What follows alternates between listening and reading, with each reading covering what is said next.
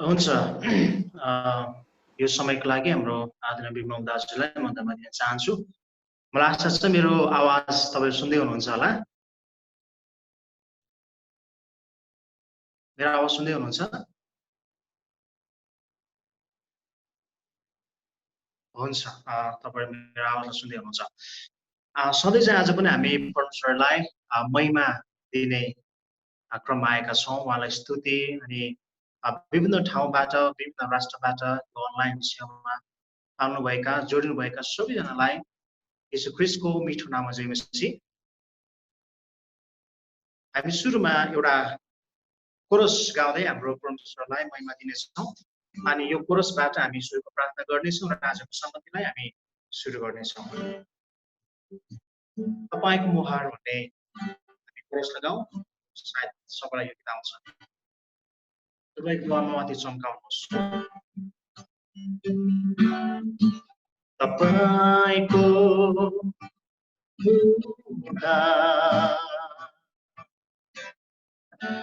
माथि चम्काउनु तपाईँको सुन्दरताले मेरो जीवन ढाक्नु तपाईँको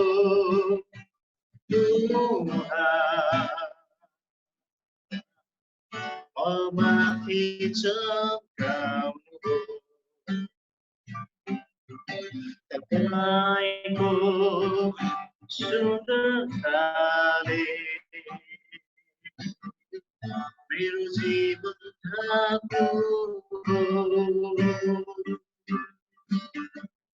तपाईँको रूपमा बदली हुन चाहन्छु तपाईँको रूपमा बदली हुन चाहन्छु तपाईँ जस्तै मलाई बनाउनु तपाईँको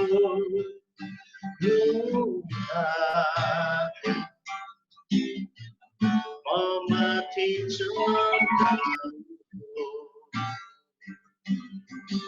तपाईँको सुन्दरताले मेरो जीवन यो कोरसलाई हामीले राम्ररी गाउन सक्यौं। आउनुहोस् हामी सुरुको प्रार्थना गर्दै हाम्रो आजको संगतिलाई हामी सुरु गर्नेछौँ। आउनुहोस् हाम्रो आँखालाई बन्द गरौँ, म शिरलाई झुकाऊ। हामी महिमा दिन्छौँ। तपाईले हामीलाई सुन्दर समय दिनुभएको छ। यो परिस्थितिमा पनि प्रभु तपाईले हामीलाई अनलाइन मार्फत एउटा संगति हामीले पाएका छौँ र तपाईलाई हाम्रो हृदयबाट, हाम्रो प्राण, आत्मा, शरीरबाट हामी तपाईलाई महिमा आदर भक्ति चढाउँदछौँ। र आजको संगतिमा आजको वर्शिप, आजको वचन अनि लिडिङ गर्ने मलाई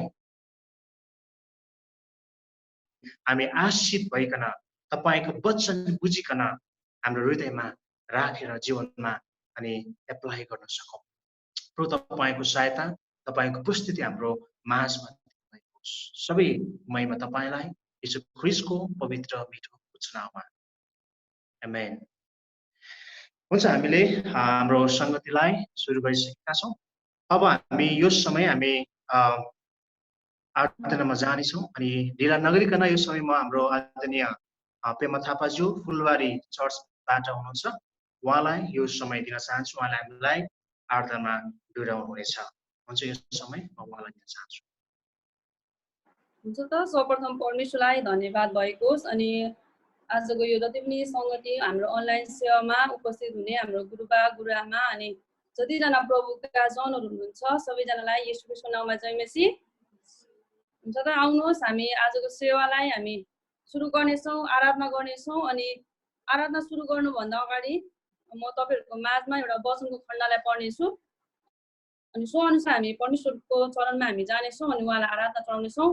भजन सङ्ग्रह 34 को 1 लाई म पढ्नेछु, तपाईहरु सबैजनाले सुनिदिनुहोस्। हर समय म प्रभुको प्रशंसा गर्नेछु, उहाँको प्रशंसा निरन्तर मेरो मुखमा हुनेछ। साँच्चै हामी परमेश्वरको प्रशंसा चाहिँ हामी यो समय गर्नेछौँ अनि हर समय चाहिँ हामी परमेश्वरको महिमा गर्नेछौँ अनि यो समय हामी सबैजना आँखाहरू बन्द गर्नेछौँ अनि परमेश्वरको आराधना हामी गर्नेछौँ। हालेलुया।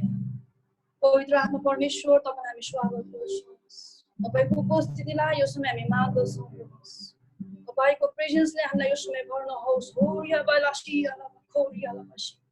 पवित्र आत्मा परमेश्वर तपाईलाई हामी स्वागत गर्छौँ।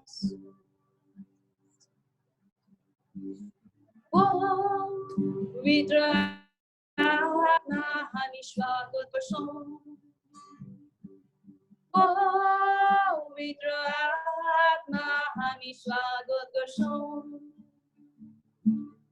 आउनुहोस् हाम्रोमा छ पवित्र आगोजै पवित्र आत्मा पवित्र आत्मा पवित्र आत्मा स्वागत गर्छौँ पनि भन्नेछौँ। पवित्र आत्मा हामी स्वागत गर्छौँ। पवित्र आत्मा हामी स्वागत गर्छौँ। आउनुहोस् हाम्रोमा छ पवित्र आगोजै पवित्र आत्मा पवित्र आत्मा पवित्र आत्मा स्वागत गर्छौँ। संसारिक इच्छा हामी पन्छौँ जसै हृदयभरि आशाले हात उचाल्दै पवित्र आत्मा पवित्र आत्मा पवित्र आत्मा स्वागत गर्छौँ। तपाईं परमेश्वरको उपस्थितिलाई हामी स्वागत गर्नेछौँ। हालेलुया। पवित्र आत्मा परमेश्वर तपाईं हाम्रो माझमा आउनुहोस्। आगो चाहिँ प्रभु तपाईं परमेश्वरले वर्षाउनुहोस् तपाईंको उपस्थितिलाई। हालेलुया। यो समय हामी तपाईंको उपस्थितिलाई रिसिभ गर्छौँ। पवित्र आत्मा परमेश्वर तपाईं परमेश्वरले यो समय तपाईंको आगोले यी सबै त्यो रोगहरूलाई भस्म गर्नुहोस्। यो मन नभएको शान्तिलाई तपाईं प्रभुले भस्म गर्नुहोस् प्रभु। तपाईंको शान्ति र शान्तिको घोषणा हाम्रो जीवनमा हामी माग्दछौँ प्रभु। तपाईं परमेश्वरको नामलाई उचाल्दछौँ। पवित्र आत्मा परमेश्वर केवल तपाईं परमेश्वरको नामलाई हामी उचाल्दछौँ। तपाईं उचालिनुहोस् प्रभु। तपाईं उचालिनुहोस् प्रभु। पवित्र आत्मा परमेश्वर तपाईलाई हामी स्वागत गर्छौँ हाम्रो जीवनमा प्रभु। हामी तपाईको नामलाई स्वागत गर्छौँ। केवल तपाईं उचालिनुहोस्।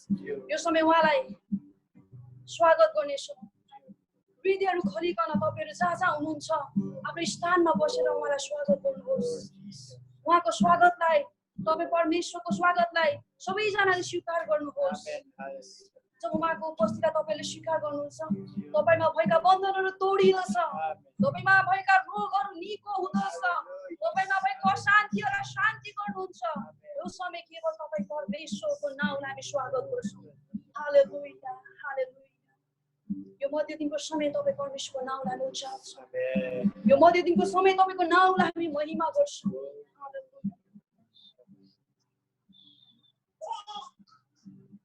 धन्यवाद त्यो क्रुसको निम्ति। धन्यवाद त्यो क्रुसको निम्ति। धन्यवाद त्यो क्रुसको निम्ति। धन्यवाद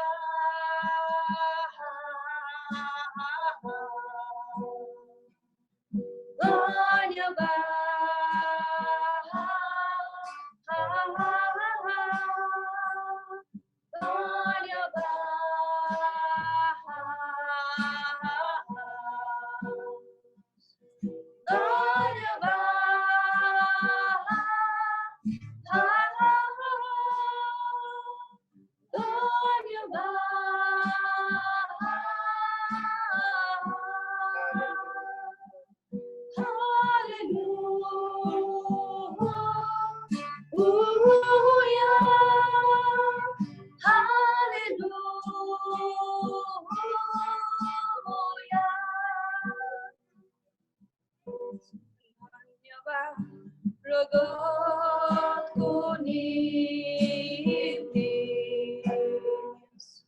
धन्यवाद रगतको निम्ति धन्यवाद रगतको निम्ति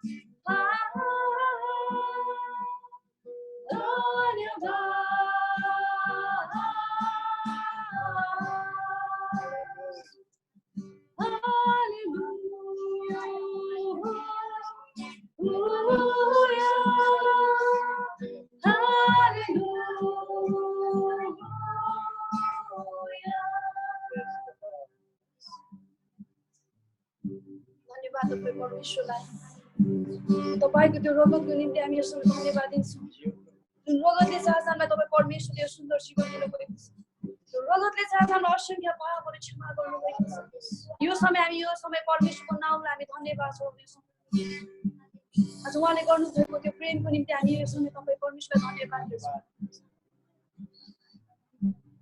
साँच्चै परमेश्वरले चाहिँ आज हामीलाई यस्तो प्रेम गर्नुभएको छ जुन प्रेम चाहिँ मानिसले गर्न सक्दैन तर केवल परमेश्वरले मात्र गर्न सक्नुहुन्छ अनि यो समय त्यो प्रेमको निम्ति हामी सबैजना मिलेर परमेश्वरलाई धन्यवाद दिनेछौँ उहाँको रगतको निम्ति धन्यवाद दिनेछौँ उहाँको त्यो क्रुसको बलिदानको निम्ति हामी परमेश्वरलाई धन्यवाद दिनेछौँ तपाईँ परमेश्वर साँच्चै महान हुनुहुन्छ तपाईँ परमेश्वर साँच्चै भलो हुनुहुन्छ तपाईँ साँच्चै कृपालु हुनुहुन्छ अनि आज हामी यो स्थानमा छौँ केवल तपाईँको प्रेमको कारणले गर्दा यो समय हामी तपाईँ परमेश्वरको नामलाई धन्यवाद दिन्छौँ यो समय सबैजना मिलेर आफ्नो स्थानहरूमा आफ्नो हातहरू उचालेर परमेश्वरलाई हालेलुया भन्दै मलाई धन्यवाद चढाउनुहोस् हालेलुया हालेलुया हालेलुया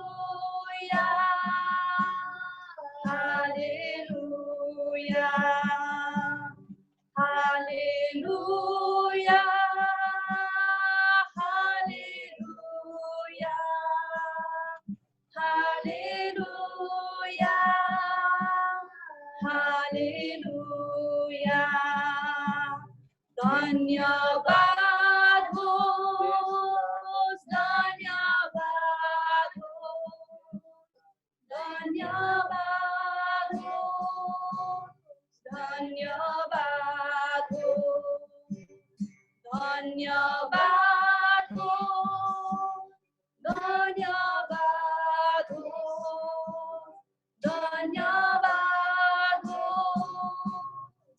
धन्यवाद धन्यवाद यीशु धन्यवाद यीशु धन्यवाद यीशु धन्यवाद यीशु धन्यवाद यीशु धन्यवाद यीशु धन्यवाद यीशु धन्यवाद यीशु धन्यवाद तपाईँ परमेश्वर सबै कुराको निम्ति हामी तपाईँलाई धन्यवाद दिन्छौँ यो सुन्दर जीवन तपाईँ प्रभुले दिनुभएको हो यो सारा जीवन फेरि पनि हामी तपाईँ परमेश्वरको हातमा हामी अर्पण गर्छौँ किनकि यो जीवन चाहिँ तपाईँको हो अनि यो जीवनमा चाहिँ केवल तपाईँको मात्र अधिकार छ यो समय हामी तपाईँको नाउँलाई आदर गर्दछौँ तपाईँको नाउँलाई इज्जत गर्दछौँ तपाईँको नाउँलाई हामी महिमा अनि प्रशंसा चढाउँदै सबै कुराको निम्ति धन्यवाद तपाईँको महान उपस्थितिको निम्ति धन्यवाद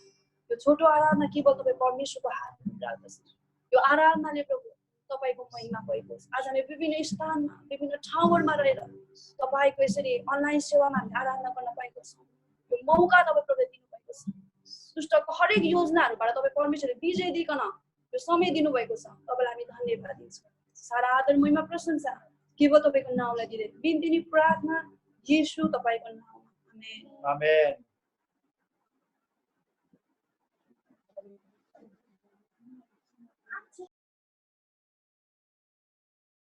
हुन्छ म एकदम धन्यवाद दिन चाहन्छु हाम्रो पेमा थापाज्यू जसले चाहिँ हाम्रो आराधनालाई एकदमै मिठो तरिकाले आस्मय तरिकाले लिड गर्नुभयो र हामीलाई परमेश्वरको उपस्थितिमा दोहोऱ्याउनु भयो। परमेश्वरले तपाईँलाई धेरै आश दिनुभएको होस्।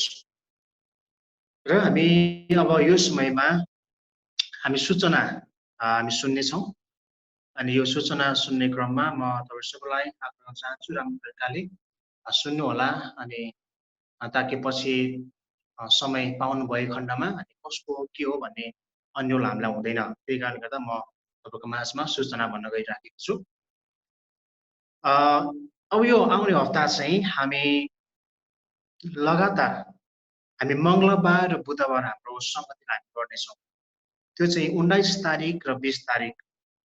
फेरि पनि भन्नेछु यो आउने हप्ता अथवा 19 तारिक 20 तारिक मङ्गलबार बुधबारको दिन हामी हाम्रो यो सङ्गतिलाई हामी गर्नेछौँ र म मङ्गलबारको चाहिँ सूचना तपाईँहरूलाई प्रवाह गर्न लागिराखेको छु। मङ्गलबार 19 तारिक हामी सङ्गति गर्नेछौँ ठिक 9 बजे। म फेरि भन्दैछु ठिक 9 बजे मङ्गलबार 19 तारिक हामी यसरी नै अनलाइनमा मार्फत जोडिएर हामी सङ्गतिमा सहभागी हुनेछौँ। र मङ्गलबारको दिन 19 तारिकको दिन चाहिँ सञ्चालन हाम्रो आदरणीय प्रकाश खत्रीज्यू हुनुहुन्छ काठमाडौँबाट। प्रकाश खत्री उहाँले गर्नुहुनेछ। मेरो आवाज अलिक सुन्नेको छैन, त्यहाँ थर्किरहेको छ कि सुन्दै हुनुहुन्छ आवाजलाई?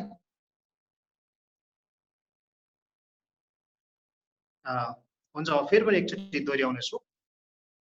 मङ्गलबारको दिन सञ्चालन प्रकाश खत्रीज्यूले गर्नुहुनेछ अनि वर्शिप चाहिँ हाम्रो विकास जलन्धरज्यू भैरवबाट हुनुहुन्छ, उहाँले गर्नुहुनेछ। आराधनाको लिड हामीलाई वर्शिपमा चाहिँ विकास जलन्धरज्यूले भैरवबाट हुनुहुन्छ, उहाँले हामीलाई दोहोऱ्याउनुहुनेछ आराधनामा। अनि वचन चाहिँ हाम्रो आदरणीय पास्टर इमानुएल जोसुवा भारतबाट हुनुहुन्छ। उहाँ हाम्रो पास्टर इमानुएल जोसुवा उहाँले हाम्रो माझमा परमेश्वरको वचन ल्याउनुहुनेछ।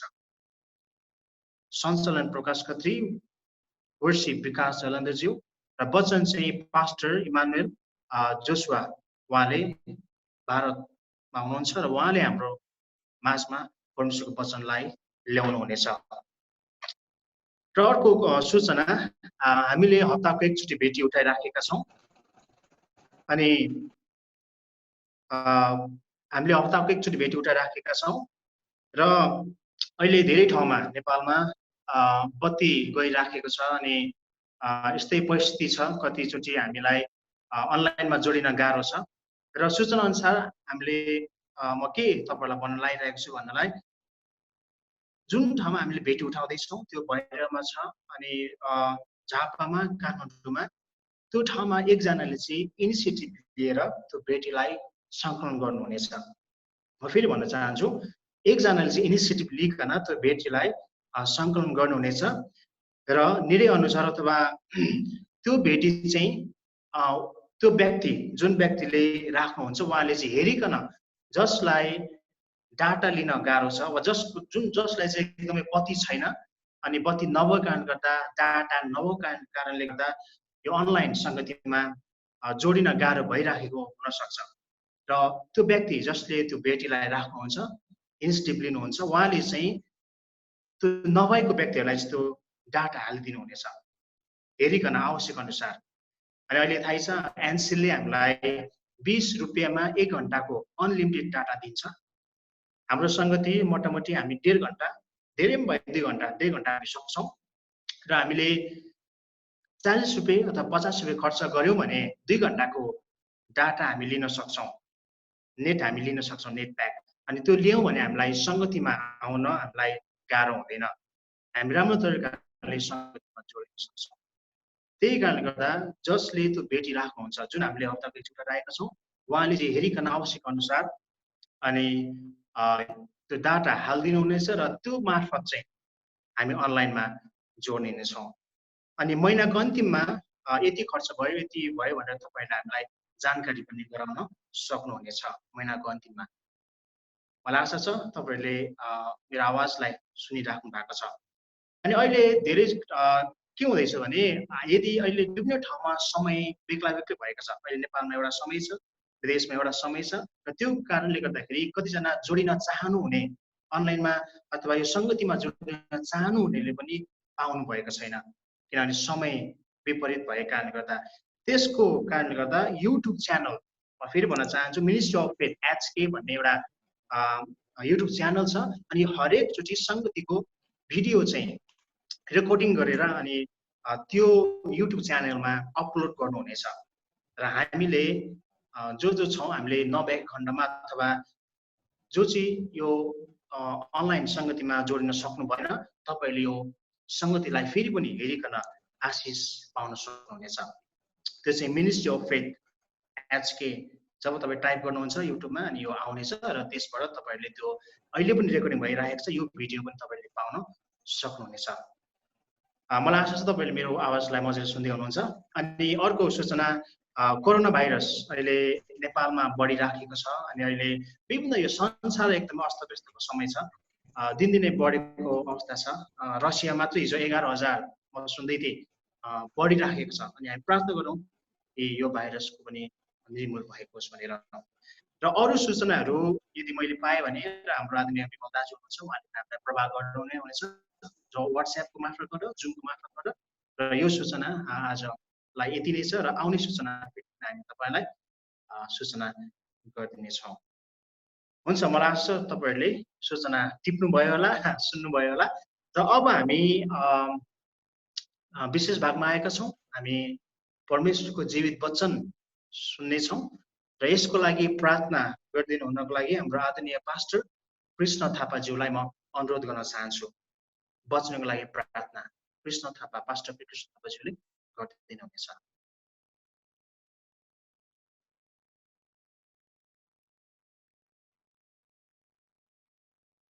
मेरो आवाजलाई सुन्नुभएको छ भने वचनको लागि प्रार्थना चाहिँ हाम्रो पास्टर कृष्ण थापाज्यूले गरिदिनुहुनेछ। सायद पास्टर कृष्ण थापाको अलिकति नेटमा प्रब्लम भएछ, म फेरि रिकनेक्ट गर्ने ट्राई गर्नेछु। उहाँ कनेक्ट हुनुभयो भने ठिकै छ, कनेक्ट गर्नु भएन भने, हुन सक्नु भएन भने सञ्चालकज्यूले कसै अरूलाई दिँदा पनि हुन्छ। यदि उहाँ कनेक्ट हुनु भएन भने म प्रयास गर्दैछु कनेक्ट गर्नलाई। अलिकति लाइन गएको छ कि त्यही भएर डिस्टर्ब भएको छ। हुन्छ, यो वचनको लागि प्रार्थना चाहिँ हाम्रो रबिन थापा, म यहाँ देखिराखेको छु, हाम्रो रबिन थापाज्यूले वचनको लागि प्रार्थना गरिदिनुहुनेछ।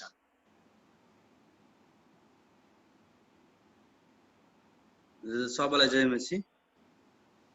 आउनुहोस् हामी वचनको निम्ति प्रार्थना गर्नेछौँ। धन्यवाद दिँदछु सङ्घ विराजमान महान अनि जिउँदो परमेश्वर प्रभु, म तपाईँलाई धन्यवाद दिन्छु यस समय, यस मध्याहको समय प्रभुजी, हामीलाई टाढा नजिक गरिकन प्रभुजी तपाईँले आफ्नो छोराछोरीलाई भेला गर्नुभएको छ प्रभु। यसको निम्ति तपाईँलाई धेरै धेरै धन्यवाद दिँदछु प्रभु। अब हामी प्रभु सेवाको वचनको भागको निम्ति पुगेछौँ प्रभु। वचन प्रभुजी हामीले सुन्नुपर्ने, हामीले बुझ्नुपर्ने र हामीले आफ्नो जीवनमा एप्लाई गर्नुपर्ने हरेक प्रभु ती वचनहरू, हरेक ती प्रभुजी त्यो मागहरू, दर्शनहरू प्रभु तपाईँले हामीलाई दिनुहोस् प्रभु। पवित्र आत्मा तपाईँको उपस्थितिमा प्रभुजी हामीले यो सेवा प्रभु सुरु गरेका छौँ र अन्त्यसम्म प्रभु तपाईँ हाम्रो साथमा रहनुहोस्। वचन बोल्नु प्रभुजी छोराको मुखमा प्रभुजी, प्रभु तपाईँ नै बोल्नुहोस् प्रभुजी। पवित्र आत्मा प्रभु हाम्रो जीवन प्रभुजी के खाँचो प्रभु तपाईँले हामीलाई सिकाउनुहोस् प्रभुजी। प्रभु हरेक कुराको निम्ति धन्यवाद दिन्छु प्रभु। वचनको सुरुदेखि अन्तसम्म प्रभु तपाईँको उपस्थितिमा रहेको होस् परमेश्वर। हरेक त्यो दुष्टको योजनाहरू, हरेक त्यो बाधाहरू, हरेक त्यो प्रभुजी डिस्टर्ब गर्ने आत्मालाई प्रभुको नाम हटाउँदछु, हारिसकेको छ निकाल्दछु प्रभु यीशुको नाम प्रभु। धन्यवाद दिन्छु यो वचनलाई प्रभु, यो समय प्रभु तपाईँको चरणमा राख्दछु प्रभुजी। प्रभु पवित्र आत्मा तपाईँको नियन्त्रणमा भएको होस् भन्ने बिन्ती प्रार्थना यीशु प्रभु। हुन्छ, धन्यवाद वचनको लागि प्रार्थना गर्नुभएकोमा।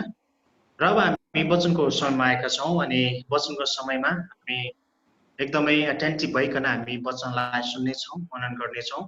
मलाई आशा छ तपाईँको साथमा पेन, डट छ होला, कपी कलम छ होला, हामी टिप्ने पनि छौँ ताकि हामीलाई पछि त्यसलाई पढ्नमा, हामीलाई मनन गर्नमा सजिलो हुनेछ।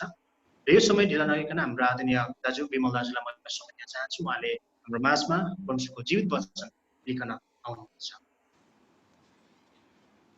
हुन्छ सञ्चालकज्यूलाई धेरै धन्यवाद छ अनि सँगसँगै तपाईँ प्रभुका जनहरूलाई फेरि अभिवादन जय मसीह र स्वागत छ यो वचनको सेवामा। हामी वचन अध्ययन गर्दैछौँ, परमेश्वरको वचनबाट हामी अध्ययन गर्दैछौँ, सिक्दैछौँ परमेश्वरको वचनबाट। त्यस कारणले गर्दाखेरि हामी हतार गर्ने छैनौँ। सिक्ने क्रममा चाहिँ हामीले थुप्रै कुराहरूलाई मध्यनजर गर्नुपर्ने हुन्छ। त्यस कारणले गर्दा यो अलिकति लामो हुने गरेको छ है। हाम्रो भनौँ न साधारण सेवकाई भन्दा जब हामीले वचन अध्ययन गर्ने क्रमलाई सुरु गर्यौँ त्यहाँदेखि चाहिँ अलिकति लामो भएको छ। तपाईँहरूले युट्युबमा पनि देख्नुहुन्छ लामो भएको छ। तर हामी के गर्दैछौँ भन्दाखेरि चाहिँ हामी सिक्दैछौँ होइन। हामी एक दिन उत्साहित भएर गएर दोस्रो दिन बिर्सिने नभएर हामीले अलिकति परमेश्वरको वचनलाई चाहिँ गहिरो हिसाबले खोदल्ने प्रयास गर्दैछौँ। हजुरहरूले सुनेर खोदल्ने प्रयास गर्दै हुनुहुन्छ भने चाहिँ मैले चाहिँ प्रचार गरेर पनि हामी दुवै पक्ष खोदल्ने अलिकति गहिरोमा जाने प्रयास हामी गरिरहेका छौँ। त्यस कारणले गर्दा सोही क्रमलाई हामी आज पनि अगाडि बढाउनेछौँ। आज म एकदमै मलाई महत्त्वपूर्ण लागेको कुरा म अगाडि यहाँ हजुरको अगाडि राख्नेछु। अब हजुरहरूलाई कस्तो लाग्छ त्यो मलाई थाहा छैन, तर मलाई चाहिँ अत्यन्तै महत्त्वपूर्ण लागेको छ यो विषय। अनि आज म हजुरहरू समक्ष विशेष गरिकन तीनवटा कुराहरू यहाँहरूको तीनवटा कुराहरूमा यहाँहरूको ध्यान आकर्षण म गराउन चाहन्छु। यो तीनवटा कुरा चाहिँ मलाई एकदमै महत्त्वपूर्ण लागेको छ, विशेष गरिकन इसाई जीवनमा विश्वासको यात्रा र विश्वासको जीवनमा चाहिँ यी तीनटा कुराहरू मलाई अत्यन्तै महत्त्वपूर्ण लाग्छ। अनि यसलाई चाहिँ म क्रमशः परमेश्वरको वचनबाट यहाँहरू समक्ष म प्रस्तुत गर्नेछु। यसले हजुरहरूको जीवनमा केही अर्थ बनायो भने चाहिँ हजुरहरूले यसलाई सिकाएर र अरूलाई सिकाउनु भयो भने चाहिँ एक्सटेन्सन्स अफ गड्स प्रेजेन्स भन्छ नि, परमेश्वरको उपस्थितिको भनौँ न। हजुरसँग जब परमेश्वरको वचनको उपस्थिति हुन्छ त्यसपछि हजुरले त्यो एक्सटेन्सनलाई अरू समक्ष पनि पुर्याउनु भयो भने असल हुन्छ। तीनवटा कुराहरू परमेश्वरको वचनबाट यहाँहरू समक्ष म आजको यस वचन अध्ययनमा म राख्न चाहन्छु। अनि त्यो यस प्रकार छ, हजुरले टिप्न सक्नुहुन्छ। सबैभन्दा पहिला नयाँ जन्म, न्यू बर्थ, नयाँ जन्म, न्यू बर्थ अथवा नयाँ जन्मको विषयमा म परमेश्वरको वचनबाट यहाँहरू समक्ष सिकाउने छु। म आफै पनि सिक्ने क्रममै छु। त्यस कारणले गर्दा सबैभन्दा पहिलो चाहिँ हो नयाँ जन्म अथवा न्यू बर्थ, नयाँ जन्मको विषयमा हामी हेर्नेछौँ परमेश्वरको वचनबाट भने। दोस्रो चाहिँ पहिलो फल अथवा फर्स्ट फ्रुट भन्ने विषय हो। दोस्रो चाहिँ पहिलो नयाँ जन्म हो भन्ने, दोस्रो चाहिँ फर्स्ट फ्रुट अथवा पहिलो फल। येशू ख्रीष्टलाई पहिलो फल भनेर वचनमा सम्बोधन गरिएको छ। अनि त्यो पहिलो फल भनेको के हो त्यसलाई पनि म यहाँहरू समक्ष वचनबाट नै प्रस्ट्याउने मेरो प्रार्थना अनि प्रयास रहनेछ। अनि तेस्रो चाहिँ प्रेरित पावलले प्रार्थना गर्ने क्रममा के भन्नुभयो भने अङ्ग्रेजी बाइबलमा लेखिएको छ that I may know him, अथवा म येशू ख्रीष्टलाई जान्न सकौँ भन्नुभएको छ प्रेरित पावलले आफ्नो प्रार्थनामा। त्यसलाई तपाईँ हामीले पछि गएर हामीले फिलिपीको पुस्तकमा पनि पढ्न पाउँछौँ। फिलिपीको पुस्तकमा प्रेरित पावल जससँग प्रभु येशू ख्रीष्टले प्रत्यक्ष दर्शन दिनुभयो अनि त्यसपछि प्रेरित पावलले नयाँ नियमका मण्डलीमा थुप्रैवटा पत्रहरू लेखेका छन्। नयाँ नियमका मण्डली जससँग एउटा बिब्लिकल फाउन्डेसन भनौँ अथवा बाइबलीय पूर्वाधार थिएन, उनीहरूलाई परमेश्वरको बारेमा एउटा बिब्लिकल फाउन्डेसनको बारेमा बताउनको निम्ति परमेश्वरले प्रेरित पावललाई चुन्नुभयो। अनि प्रेरित पावलबाट थुप्रै नयाँ नियममा हामी देख्छौँ एपिस्टल्स भनिन्छ अथवा पत्र जति पनि छ प्रेरित पावलबाट लेखिएको छ नयाँ नियमका मण्डलीहरूलाई। अनि त्यो पत्र लेख्ने क्रममा प्रेरित पावलको एउटा एकदमै गहन प्रार्थना छ। अनि त्यो that I may know him अथवा म येशू ख्रीष्टलाई जान्न सकौँ भन्ने उसको प्रार्थना छ। अनि यो तीनवटा विषयहरू चाहिँ म यहाँहरू समक्ष आज क्रमशः परमेश्वरको वचनबाट यहाँहरूको प्रकाशमा ल्याउने मेरो प्रयास अनि प्रार्थना रहेको छ। प्रेरित पावललाई प्रभु येशू ख्रीष्टलाई जान्ने उत्कट इच्छा र आवश्यकता पर्यो भने हामी नयाँ नियमका मण्डलीहरूलाई येशू ख्रीष्टको बारेमा जान्ने झन् इच्छा र उत्कट इच्छा हामीसँग झन् कति धेरै हुनुपर्ने हो। सायद त्यसले जब हामी त्यो कुरा खोज्छौँ त्यसले हामीलाई येशू ख्रीष्टलाई खोज्न अथवा येशू ख्रीष्टप्रति तपाईँ हाम्रो भोग अनि देखाला जगाउनेछ भन्ने मेरो विश्वास छ। सबैभन्दा पहिला प्रभु येशू ख्रीष्टले भन्नुभयो यूहन्नाको पुस्तक 6 अध्यायको 63 पदमा भन्नुभयो, जुन वचन म तिमीहरूसँग बोल्छु अनि त्यो चाहिँ आत्मा हो भनेर भन्नुभयो। म यहाँलाई यूहन्नाको पुस्तक नयाँ नियममा सुसमाचारले यूहन्नाको सुसमाचारको पुस्तक 6 अध्यायको 63 पदलाई हामी हेर्नेछौँ। हजुरहरूले यसलाई लेख्न पनि सक्नुहुन्छ।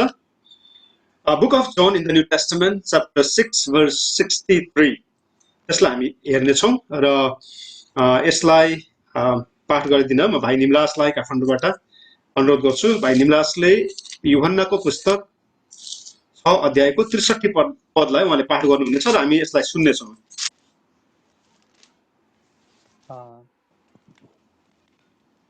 यहाँ यसरी लेखेको छ, जीवन दिनुहुने आत्मा हुनुहुन्छ, शरीरबाट केही फाइदा हुँदैन। जुन वचन मैले तिमीहरूसँग बोलेको छु ती आत्मा र जीवन हुन्। हुन्छ, भाइ निमलासलाई धेरै धन्यवाद। यो वचन पढाइमा परमेश्वरले बोल्ने सुन्ने दुवै पक्षलाई आशिष दिनुभएको होस्। प्रभु येशू ख्रीष्टले एउटा कुरा के स्पष्ट गर्नुभयो भने, जुन वचन म बोल्दछु अनि त्यो वचन चाहिँ आत्मा हो भनेर भन्नुभयो अनि त्यो वचनले चाहिँ जीवन दिन्छ भनेर भन्नुभयो। अनि यो धर्मशास्त्र बाइबल जसलाई हामी अध्ययन गरिरहेका छौँ, जसलाई हामीले भनौँ न हामीले खोज तलासी गरिरहेका छौँ, अनुसन्धान गरिरहेका छौँ, यो चाहिँ प्रभु येशू ख्रीष्टले के भन्नुभयो भने यो चाहिँ आत्मा हो भनेर भन्नुभयो। जुन वचन म बोल्छु त्यो चाहिँ आत्मा हो भनेर प्रभु येशू ख्रीष्टले भन्नुभयो। अनि यो वचनलाई प्रभु येशू ख्रीष्टले त्योभन्दा अगाडि के भन्नुभयो भने, जब शैतानले प्रभु येशू ख्रीष्टको परीक्षा गर्दाखेरि प्रभु येशूले भन्नुभयो, मानिस रोटीले मात्र जीवित रहँदैन तर परमेश्वरको मुखबाट निस्केको हरेक वचनले ऊ जीवित रहन्छ भनेर प्रभु येशू ख्रीष्टले भन्नुभयो। मत्तीको पुस्तकमा हामी त्यो कुराहरू पाउँछौँ, मत्ती 4 अध्यायमा। अब यी दुईटा वचनको खण्डलाई हामीले कम्बाइन गरेर यसलाई हामीले अलिकति नजिकबाट हेर्ने हो भने चाहिँ मानिस रोटीले मात्र जीवित रहँदैन र परमेश्वरको मुखबाट निक्लेको हरेक वचनले जीवित रहन्छ भन्ने वचनको सन्दर्भ र यूहन्ना 6:63 मा प्रभु येशू ख्रीष्टले दोहोर्याउनु भएको त्यही वचनको सन्दर्भ, जुन वचन चाहिँ प्रभु येशू ख्रीष्टले बोल्नुहुन्छ त्यो चाहिँ आत्मा हो भनेर प्रभु येशू ख्रीष्टले भन्नुभएको सन्दर्भलाई हामीले हेर्दाखेरि चाहिँ एउटा प्राकृतिक मानिसको निम्ति चाहिँ यो धर्मशास्त्र बाइबल चाहिँ केही पनि होइन। यो त मात्र एउटा प्राचीन समयको सूचना मात्रै हो, एउटा इभेन्ट हो अनि एउटा सन्देश हो, एउटा सूचना मात्रै हो।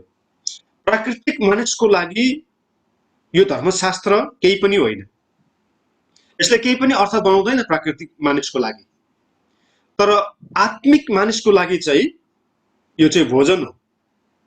आत्मिक मानिसको लागि चाहिँ यो वचन चाहिँ जीवन हो। एउटा प्राकृतिक मानिसले यो धर्मशास्त्र बाइबलको वचनलाई उसले मात्र सुन्छ, ऊ यो वचनबाट प्रेरित हुन्छ, तर यो वचनमा जिउने आवश्यकता उसलाई पर्दैन। अर्को शब्दमा एउटा प्राकृतिक मानिसले जब धर्मशास्त्र बाइबलबाट कुनै पनि कुरा सुन्छ उसले मात्र एउटा सूचना प्राप्त गर्छ, अरू केही पनि होइन। तर जुन व्यक्ति आत्मामा छ, आत्मामा भएको व्यक्तिको लागि चाहिँ यो वचन चाहिँ उसको निम्ति भोजन हो। अनि यो वचन चाहिँ आत्मिक अथवा स्पिरिचुअल म्यानको लागि चाहिँ यो वचन चाहिँ जीवन हो। अनि आज मैले यहाँहरु समक्ष प्रस्ट्याउन चाहेको महत्त्वपूर्ण विषय चाहिँ द न्यू बर्थ अर्थात नयाँ जन्म। नयाँ जन्मको विषयमा यहाँहरुलाई म अलिकति जोड दिएर सिकाउन चाहन्छु, किनभने यो अत्यन्तै महत्त्वपूर्ण छ। नयाँ गरेर जन्मनु जरुरी छ। यदि नयाँ गरेर नजन्मेको खण्डमा चाहिँ हामीले स्वर्ग राज्य देख्न पाउँदैनौं भनेर प्रभु येशू ख्रीष्टले बडो जोड दिएर भन्नुभएको छ। Unless a man is born again, he will never see the kingdom of God. अनि नयाँ गरेर जन्मनु जरुरी छ। अनि यो नयाँ गरेर जन्मनु भनेको साधारण कुराहरु होइन, साधारण कुराहरु होइन। हिजोसम्म हामीले येशू ख्रीष्टलाई नपाउँदाखेरि पेन भनौँ न धोती लगाएर हिँड्थ्यौँ, अहिले येशू ख्रीष्टलाई पाइसकेपछि भनौँ न भिन्दै वस्त्र लगाएर हिँड्नु भनेको होइन। त्यस्तो होइन नयाँ जन्म भनेको चाहिँ। प्रत्येक मानिस जो नयाँ गरेर जन्मँदैन ऊ चाहिँ स्वर्गको राज्यमा प्रवेश गर्न पाउँदैन भनेर प्रभु येशू ख्रीष्टले भन्नुभयो। यसलाई यहाँहरू समक्ष अझै स्पष्ट गराउनको लागि म पहिलो कोरिन्थीको पुस्तकमा यहाँहरूलाई लिएर जान चाहन्छु। कृपया यहाँहरूले यहाँको बाइबलमा पहिलो कोरिन्थीको पुस्तक 15 अध्यायलाई खोल्दै गर्नुहुँदा 15 अध्यायको 19, 20, 21, 22 र 23 पदलाई हामी पाठ गर्नेछौँ। र यो वचनलाई पाठ गरिदिन म भाइ सागरलाई अनुरोध गर्छु। भाइ सागरले पहिलो कोरिन्थीको पुस्तक 15 अध्यायको 19 देखि 23 पदको वचनको खण्डलाई हाम्रो बीचमा पाठ गर्नुहुनेछ र यसलाई हामी ध्यान लगाएर सुन्नेछौँ। यो समयमा हामी नयाँ जन्मको विषयमा परमेश्वरको वचनबाट हेर्दैछौँ।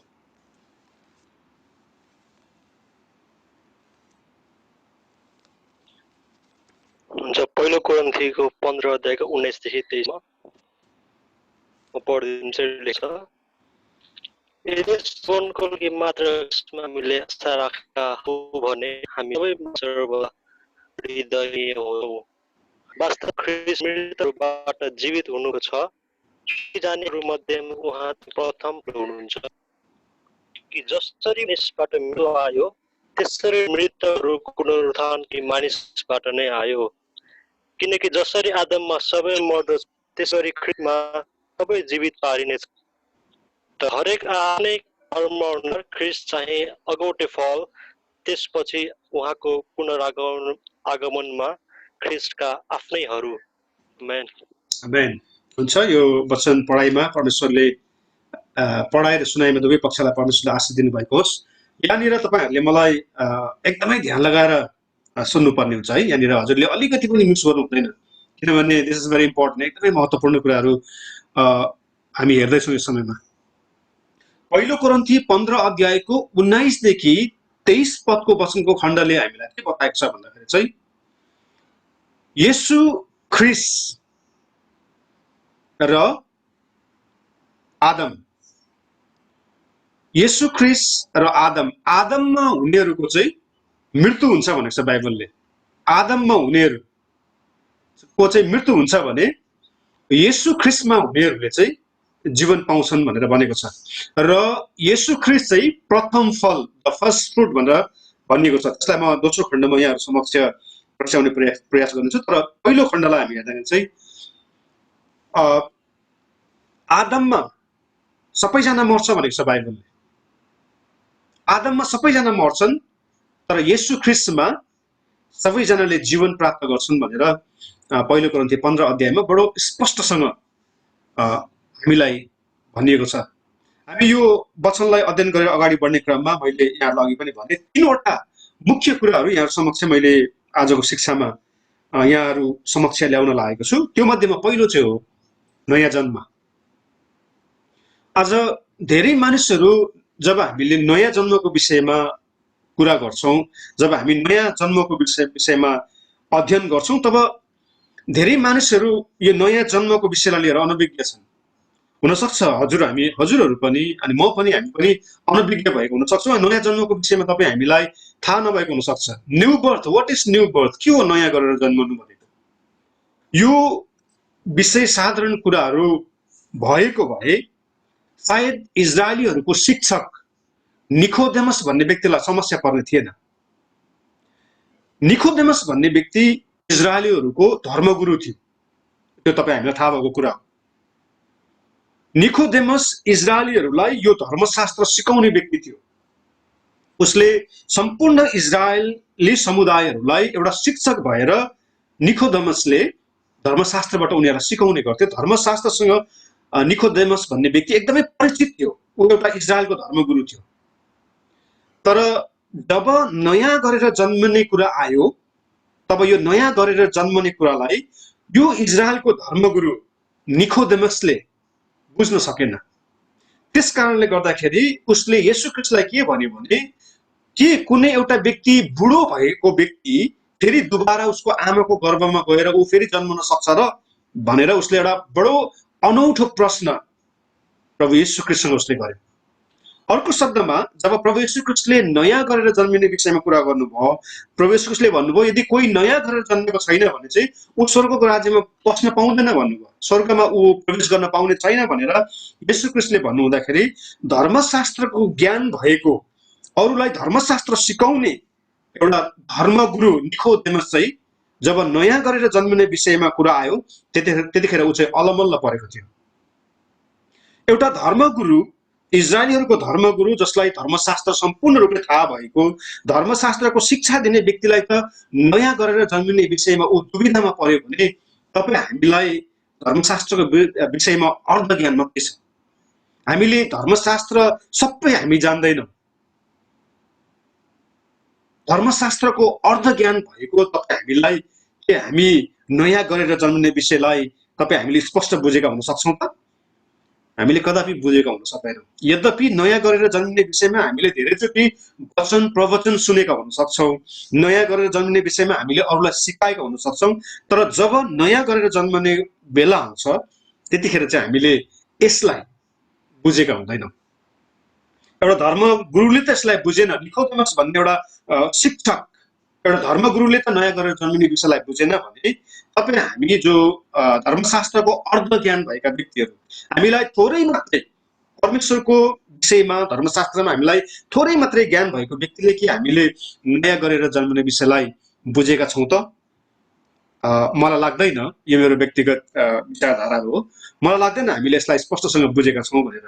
तर यो विषय मैले यहाँहरू समक्ष ल्याइरहेको छु आज, किन भन्दाखेरि आज उपरान्त चाहिँ तपाईँ हामीले नयाँ गरेर जन्मनु भनेको के हो भनेर बुझेका छैनौँ भने चाहिँ त्यसलाई बुझ्न यसले एउटा तपाईँ हाम्रो जीवनमा भनौँ न एउटा भोक अनि तिर्खा यसले उत्पन्न गराउँछ कि भन्ने हिसाबले चाहिँ आज यहाँहरू समक्ष यो नयाँ गरेर जन्मिने विषयलाई मैले यहाँ समक्ष सिकाइरहेको छु। नयाँ जन्म भर्खरै पाठ गरेको पहिलो कोरिन्थीको पुस्तक 15 अध्यायको 19 देखि 23 पदको वचनको खण्डलाई म फेरि यहाँ समक्ष दोहोऱ्याउन चाहे। यहाँ यसरी भनिएको छ, अघि हुन त यसलाई अघि पाठ गरिसकेको छ, तर पनि यसलाई यहाँ के भनेको छ भने यदि यस जीवनको लागि मात्र ख्रीष्टमा हामीले आशा राखेका हौँ भने हामी सबैभन्दा बढी दयनीय हुनेछौँ। सबैभन्दा पहिला कुरा तपाईँ हामीले येशू ख्रीष्टमा जुन तपाईँ हाम्रो आशा भरोसा अनि आस्था छ, त्यो तपाईँ हाम्रो आस्था भरोसा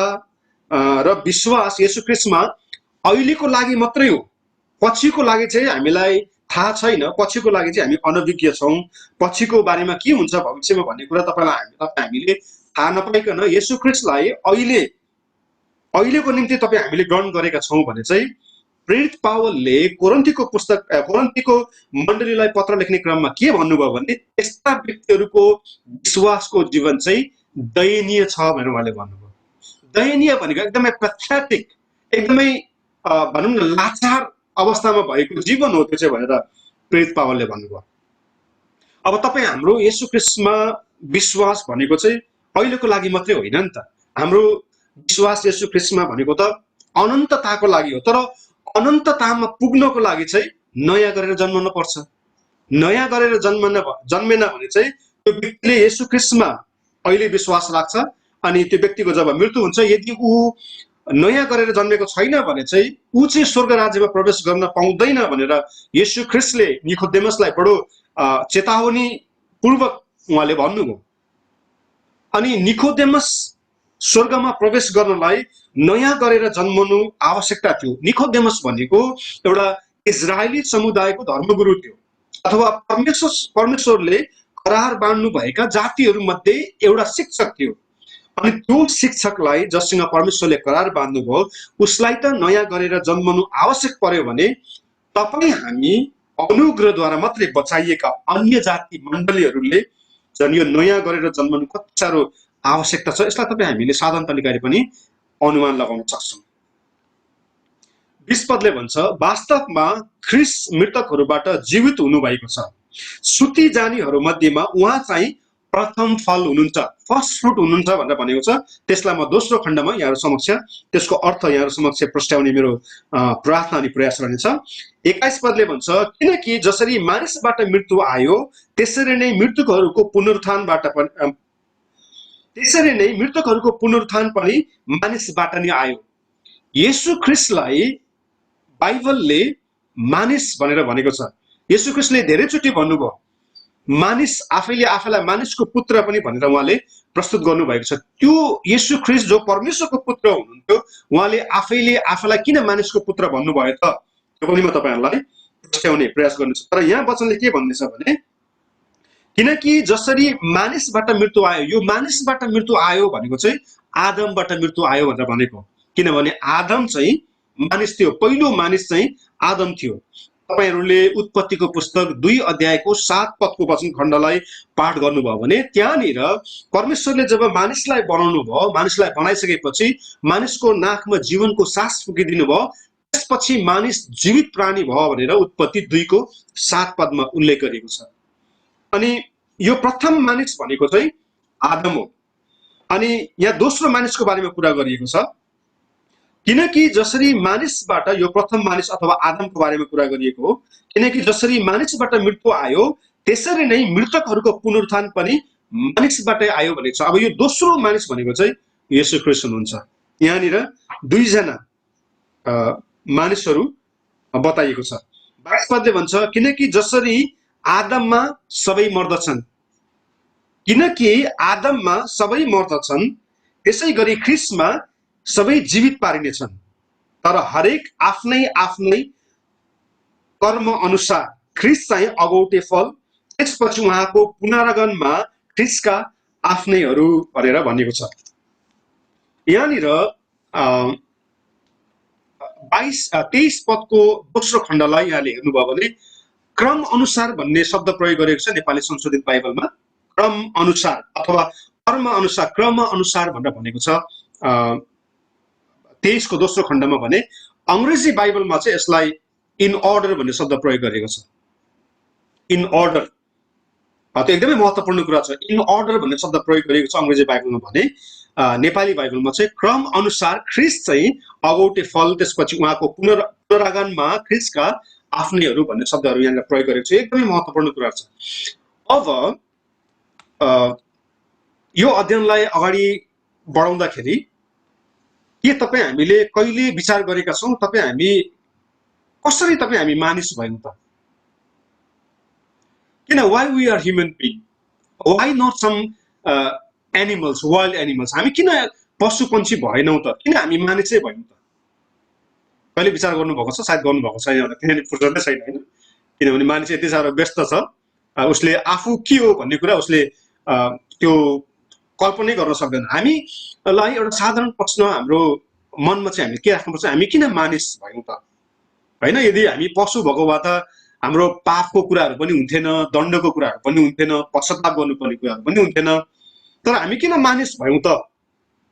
अनि मानिस भएर पश्चाताप गर्नु पर्यो त भन्दाखेरि, हजुरहरू किन मानिस हुनुभयो भन्दाखेरि, हजुरहरू मानिस भएको कारण चाहिँ किन, पहिलो कारण चाहिँ के हो भने हजुरहरूको आमा बाबा माता पिता चाहिँ उहाँहरू मानिस हुनुहुन्थ्यो। त्यस कारणले गर्दाखेरि हजुरहरू मानिस हुनुभएको। हजुरहरूको माता पिता किन मानिस हुनुभयो भन्दाखेरि चाहिँ हजुरहरूको बाजे बोजूहरू चाहिँ मानिस हुनुहुन्थ्यो।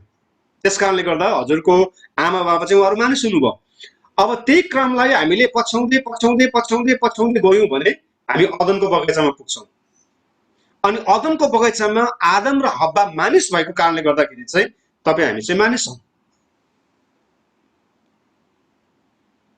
यसलाई म उत्पत्ति 1 अध्यायको 11 पदबाट म अलिकति प्रश्ट्याउन चाहन्छु।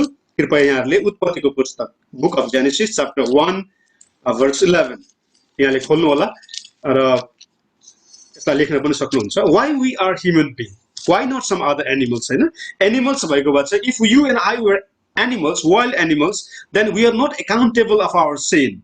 यदि हामी पशु भएको भए हामीलाई त्यो पापको पश्चाताप गर्नै पर्थेन, पापको जेला तिर्नै पर्थेन।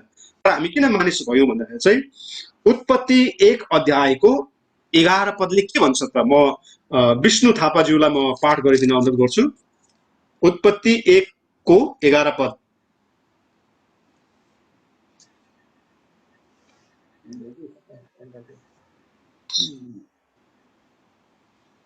उत्पत्ति 1 को 11 पदलाई म पढ्नेछु। तब परमेश्वरले भन्नुभयो, भूमिले वनस्पति, बिउ हुने बोट बिरुवाहरू र आफ्नो आफ्नो किसिमको बिउ हुने फल फल्ने वृक्षहरू पृथ्वीमा उमारोस्, तब त्यस्तै भइहाल्यो। धन्यवाद छ यो वचन पढाइमा परमेश्वरले आशीष दिनु भएको होस्। तपाईँ हामी किन मानिस भयौँ भन्दाखेरि चाहिँ उत्पत्ति 1:11 मा परमेश्वरले के भन्नुभयो भने परमेश्वरले भन्नुभयो तब परमेश्वरले भन्नुभयो भूमिले वनस्पति बिउ हुने बोट बिरुवाहरू र आफ्नो आफ्नो किसिमको बिउ हुने फल फल्ने वृक्षहरू पृथ्वीमा उमारोस्, तब त्यसै भइहाल्यो भनेर नेपाली संशोधित बाइबलमा लेखेको छ भने अंग्रेजी बाइबलमा चाहिँ के लेखेको छ भने and God said let the earth put forth tender vegetation, plants yielding seeds and fruits, trees yielding fruits whose seed is in itself, each according to its kind upon the earth, and it was so भनेको छ। its kind अथवा नेपाली संशोधित बाइबलमा चाहिँ आफ्नै किसिमको भनेर भनेको छ। यो भनेको अर्थ चाहिँ के हो भने परमेश्वरले सबैभन्दा पहिला अदनको बगैँचामा जब मानिस बनाउनु भयो अनि त्यसपछि मानिसबाट मानिस नै उत्पादन भयो, पशुबाट पशु नै उत्पादन भयो। मानिसबाट कहिले पनि पशु उत्पादन हुँदैन र पशुबाट मानिस कहिले पनि उत्पादन हुँदैन।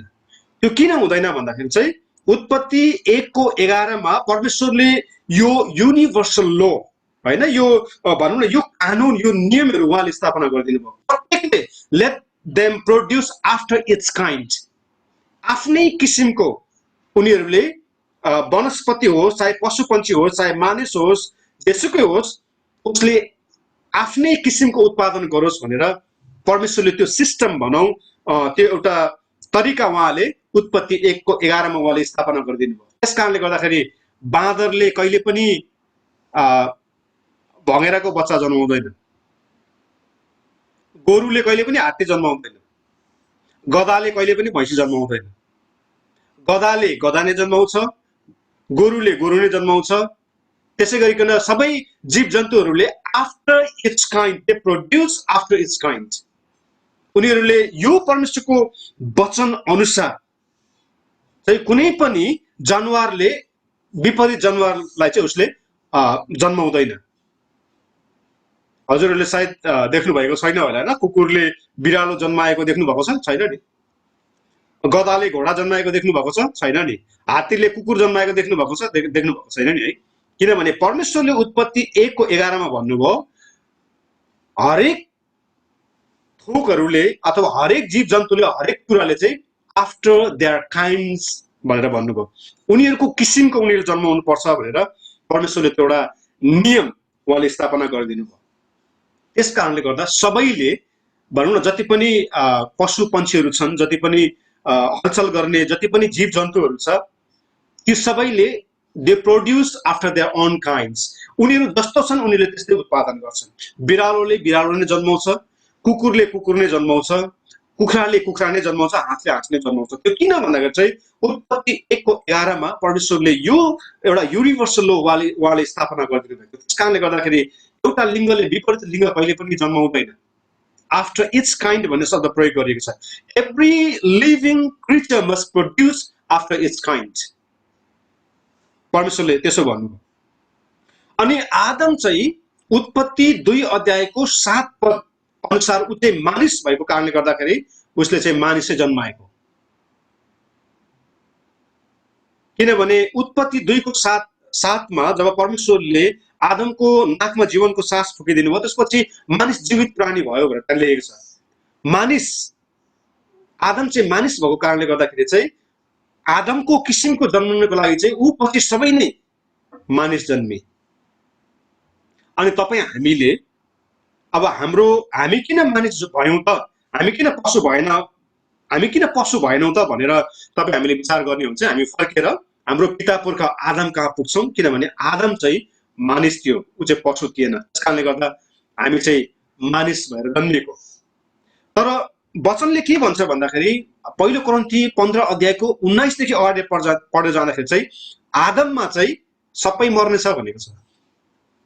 आदममा चाहिँ सबैको मृत्यु हुन्छ भनेको छ। तपाईँ हामी सबै आदमबाटै आएका हौँ। हाम्रो जति पनि पिता पुर्खाहरू छ त्यसलाई हामी पछ्याउँदै पछ्याउँदै जाने हो भने चाहिँ आदममा गएर त्यसको अन्त हुन्छ। किनभने तपाईँ हामी मानिस हौँ र आदम चाहिँ एउटा मानिस थियो, अनि आदमबाट हामी पछ्याउँदै पछ्याउँदै अहिलेसम्म आएको कारणले गर्दाखेरि तपाईँ हामी चाहिँ आदमबाट हौँ, किन आदम चाहिँ मानिस हो। अनि पहिलो कोरिन्थी 15 अध्यायले भन्छ आदममा चाहिँ सबैजनाको मृत्यु हुन्छ भनेको छ, आदममा सबै मर्छन् भनेको छ। म यसलाई पाठ गर्छु फेरि पनि यहाँको सम्झनाको निम्ति। पहिलो कोरिन्थीमा हामीले पाठ गरेको वचनको खण्डले के भन्छ भन्दाखेरि चाहिँ आदममा सबैको मृत्यु हुन्छ भनेर भनेको छ। म यसलाई यहाँहरू समक्ष फेरि पाठ गर्न चाहे। यहाँ के लेखेको छ भने 22 पदले भन्छ किनकि जसरी आदममा सबै मर्दछन्। अब तपाईँ हामी आदमबाट आएको, हामी कसरी आदमबाट आएको भन्दाखेरि आदम मानिस थियो, अनि उत्पत्ति 1:11 पद अनुसार प्रत्येक जीव जन्तुले उसले ऊ जस्तो छ त्यस्तै उसले जन्माउनु पर्थ्यो। अनि तपाईँ हाम्रो पिता पुर्खा चाहिँ आदम भएको कारणले गर्दाखेरि चाहिँ पहिलो कोरिन्थी 15 अध्यायको 22 पदले भन्छ किनकि आदममा सबै मर्दछन् भनेपछि तपाईँ हामी आदमबाट आएको कारणले गर्दाखेरि मृत्यु सुनिश्चित छ। अनि यो मृत्यु भनेको चाहिँ तपाईँ हाम्रो शरीरको मृत्यु होइन, यो चाहिँ शरीरको मृत्यु होइन, यो मृत्यु चाहिँ डरलाग्दो मृत्यु हो यो चाहिँ। अनि यो आदमबाट, अब तपाईँ हाम्रो लाइन चाहिँ आदम, हामी आदमबाट आएको हौँ, अनि आदमबाट आएको चाहिँ सबैको मृत्यु हुन्छ भनेर भनेको छ। अनि अब यो वचनलाई अलिकति अगाडि बढाउनुभन्दा अगाडि मैले यसो आदमलाई विचार गरेँ। आदम जबसम्म ऊ धार्मिकतामा थियो, जबसम्म अदनको बगैँचामा थियो, तबसम्म आदमले पापै गरेन। अब तबसम्म आदमले बच्चा जन्माएन, जबसम्म उसलाई अदनको बगैँचामा बस्ने अनुमति थियो, जबसम्म परमेश्वरसँग उसको आदान प्रदान थियो, त्यतिखेर आदमको कुनै पनि सन्तान थिएन। यदि आदम एउटा धार्मिक व्यक्ति हुँदै गरेको अवस्थामा जतिखेर उसले परमेश्वरसँग आदान प्रदान गर्थ्यो, एउटा परमेश्वरसँग आदान प्रदान गरेको अवस्थामा अदनकै बगैँचामा ऊ भएको अवस्थामा उसले उसको सन्तानहरू जन्माएको भएदेखि सायद आज तपाईँ हामी धार्मिक व्यक्ति हुने थियो, तपाईँ हामीले पापको पछुतो गरिराख्नु पर्ने थिएन। किन भन्दाखेरि उत्पत्ति 1:11ले के भनेको छ नि त होइन, आफ्टर इट्स काइन्ड अथवा त्यही किसिमको जुन ऊ छ त्यो किसिमको उसले चाहिँ के अरे उत्पादन गर्दै जाओस् भनेको छ नि त उत्पत्ति 1:11मा। भनेपछि आदमले यदि परमेश्वरसँग उसको आदान प्रदान हुँदाखेरि अदनको बगैँचामै हुँदाखेरि उसले यदि सन्तान जन्माएको भए चाहिँ आज तपाईँ हामी कोही पनि अधर्मी हुने थिएनौँ, पापको लेखा आज तपाईँ हामी तिर्नु पर्ने थिएन। तर मलाई लाग्छ Adam was a very bad father है। जब उसले पाप गर्यो, परमेश्वरको विरुद्धमा विद्रोह गर्यो, त्यसपछि परमेश्वरले उसलाई लखेटिदिनु भयो, परमेश्वरको उपस्थितिमा ऊ आउन नसक्ने भयो, त्यसपछि मात्रै उसले छोराछोरीहरू जन्माएको छ। अनि ती छोराछोरीहरू जन्मँदै गए, सबै पापमै जन्मँदै गए। अनि वचनले भन्छ आदममा सबै मर्छन्। अब तपाईँ हामी आदमबाट आएका हौँ, हाम्रो पुर्खा भनेको आदम हो, किनभने आदम मानिस थियो, तपाईँ हामी मानिस हौँ। अब आदममा सबैको मृत्यु हुन्छ भने अब हाम्रो निम्ति उपाय के त, हामीले के गर्ने त? यो चाहिँ मानिसहरूले थुप्रै प्रकारको प्रयासहरू गरे, त्यो प्राचीन समयदेखि नै उनीहरूले प्रयास गरेको। अब हामी मानिसबाट अरू पनि कुनै पनि कुराहरू हामी बन्न सक्दैनौँ, मानिसबाट अर्को कुरामा हामी भनौँ न अब सिफ्ट हुन सक्दैनौँ। मानिसबाट अब यहाँनिर हामीले के पनि जान्नु पर्यो भने अवतारको कुराहरू छ, हामीले अर्को अवतार लिन सक्दैनौँ, किनभने मानिस हो हामी, हाम्रो पुर्खा मानिस भएको कारणले गर्दाखेरि every human being must produce after their kinds होइन। मानिस चाहिँ मानिसले उत्पादन गर्छ, त्यस कारणले गर्दा हामी सिफ्ट हुन सक्दैनौँ। त्यस कारणले गर्दाखेरि अवतारको कुराहरू पनि हामीले सुनेका छौँ होइन, अवतार लिनु। मानिस त एउटा हाम्रो विशेष गरिकन भारतमा नेपालमा एउटा के विश्वास छ भने मानिसको मृत्यु भएपछि चाहिँ उसै कति वर्षसम्म चराचुरुङ्गी हुन्छ अनि त्यसपछि फर्केर फेरि ऊ मानिस हुन्छ भन्ने एउटा विश्वास र आस्था छ नेपालमा अनि भारतमा। तर यो वचनको खण्डले हामीलाई स्पष्ट के गराउँछ भन्दाखेरि चाहिँ त्यस्तो अवतार भन्ने कुराहरू केही पनि छैन, त्यो चाहिँ मानिसले रचेको कथाहरू हो, त्यो चाहिँ त्यसमा चाहिँ सत्यता छैन। अवतार भन्ने कुराहरूमा चाहिँ सत्यता छैन। अहिले विशेष गरिकन भारतमा बसोबास गर्नुहुने तपाईँ प्रभुका प्रियजनले थाहा पाउनुहुन्छ, त्यहाँ थुप्रै अवतार पाएका व्यक्तिहरू भन्छन् होइन, फलानाको अवतार पनि यो अवतार हुन्छ, तर अवतार भन्ने कुराहरू चाहिँ सत्य कुराहरू होइन यो वचन अनुसार चाहिँ, किनभने प्रत्येक थोकले उसको किसिम अनुसारको उसले चाहिँ उत्पादन गर्नुपर्छ भनेर परमेश्वरले त्यो स्पष्ट गराइसक्नु भएको छ। अब आदममा आएर सबैको मृत्यु हुन्छ भनेको छ। अब हामीले के गर्ने त? हामीले के गर्ने भने अगाडि बढे जाँदाखेरि 22 पदको दोस्रो खण्डले भन्छ ख्रिस्टमा सबै जीवित पारिनेछन् भनेर भनेको छ। येशू ख्रिस्टमा चाहिँ सबै जीवित पारिनेछन् भनेर भनेको छ। अनि येशू ख्रिस्टमा सबै जीवित पारिनेछन् भनेर भनेको छ। अनि येशू ख्रिस्टमा जीवित पारिनको लागि चाहिँ अब तपाईँ हामीले के गर्नु पर्यो भन्दा चाहिँ ट्रान्जिसन, होइन, एउटा ठाउँबाट अर्को ठाउँमा सर्नको लागि चाहिँ अब तपाईँ हामी के गर्नु पर्यो भन्दाखेरि चाहिँ ट्रान्जिसन हुनु पर्यो। ट्रान्जिसन कसरी भन्दाखेरि चाहिँ जन्मद्वारा, धर्मकर्मद्वारा होइन, असल कामद्वारा होइन, तर तपाईँ हामी येशू ख्रिस्टमा आउनुको लागि चाहिँ के गर्नु पर्यो भन्दाखेरि चाहिँ येशू ख्रिस्टमा आउनुको लागि चाहिँ तपाईँ हामीले नयाँ जन्म पाउनु पर्यो। यो मेरो भनाइ होइन, तर येशू ख्रिस्ट आफैले भन्नुभयो। म यहाँहरूलाई यूहन्ना 3 अध्यायमा लिएर जान चाहे। कृपया यहाँहरूले यहाँको बाइबलमा यूहन्ना 3 अध्यायलाई खोल्नु होला र यसलाई म पाठ गर्नेछु। कृपया यहाँले यहाँको बाइबलमा हेर्न सक्नुहुन्छ। यूहन्नाको पुस्तक 3 अध्यायमा प्रभु येशू ख्रिस्टले भन्नुभएका कुरा यस्तो छ।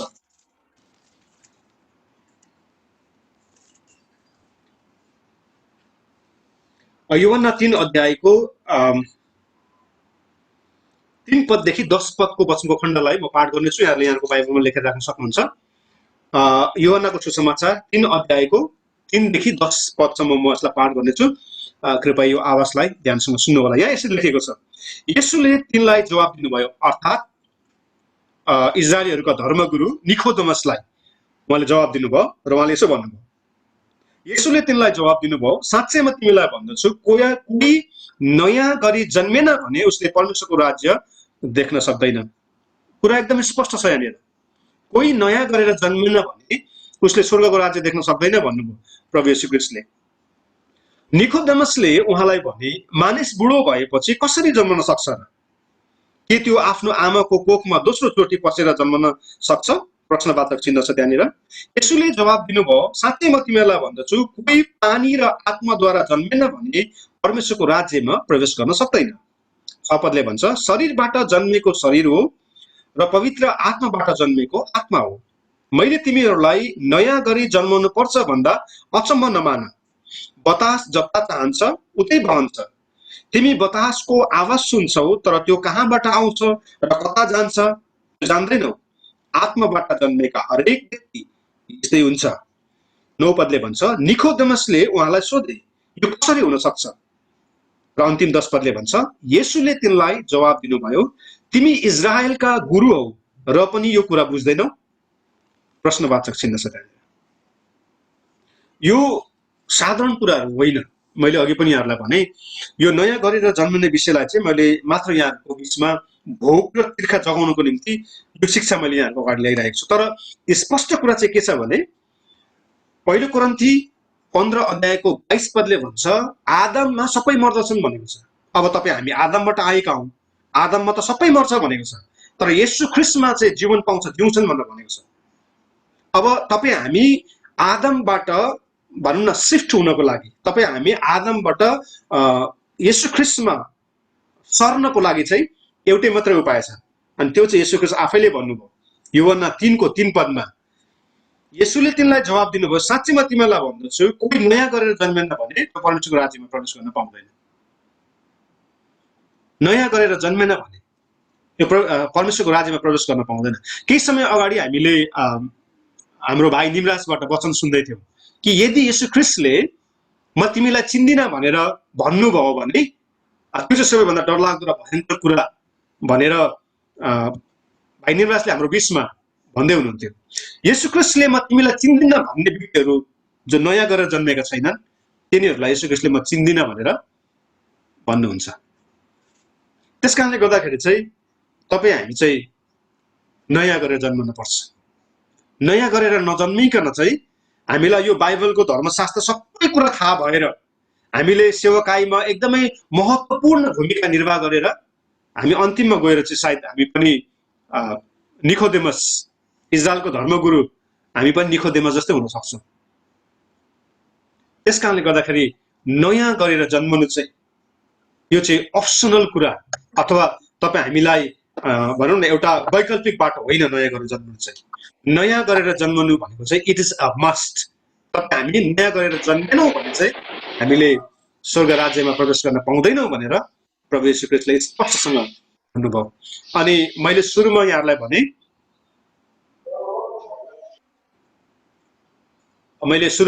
भने प्रभु येशू ख्रीष्टले यूहन्ना 6:63 मा स्पष्ट भन्नुभयो, जुन वचन म तिमीहरूसँग बोल्दछु त्यो चाहिँ आत्मा हो र त्यसले जीवन दिन्छ भन्नुभयो। जुन वचन तपाईँ हामीले अहिलेसम्म अध्ययन गरिरहेका छौँ, पाठ गरिरहेका छौँ, के यो तपाईँ हाम्रो निम्ति आत्मा बनेको छ त?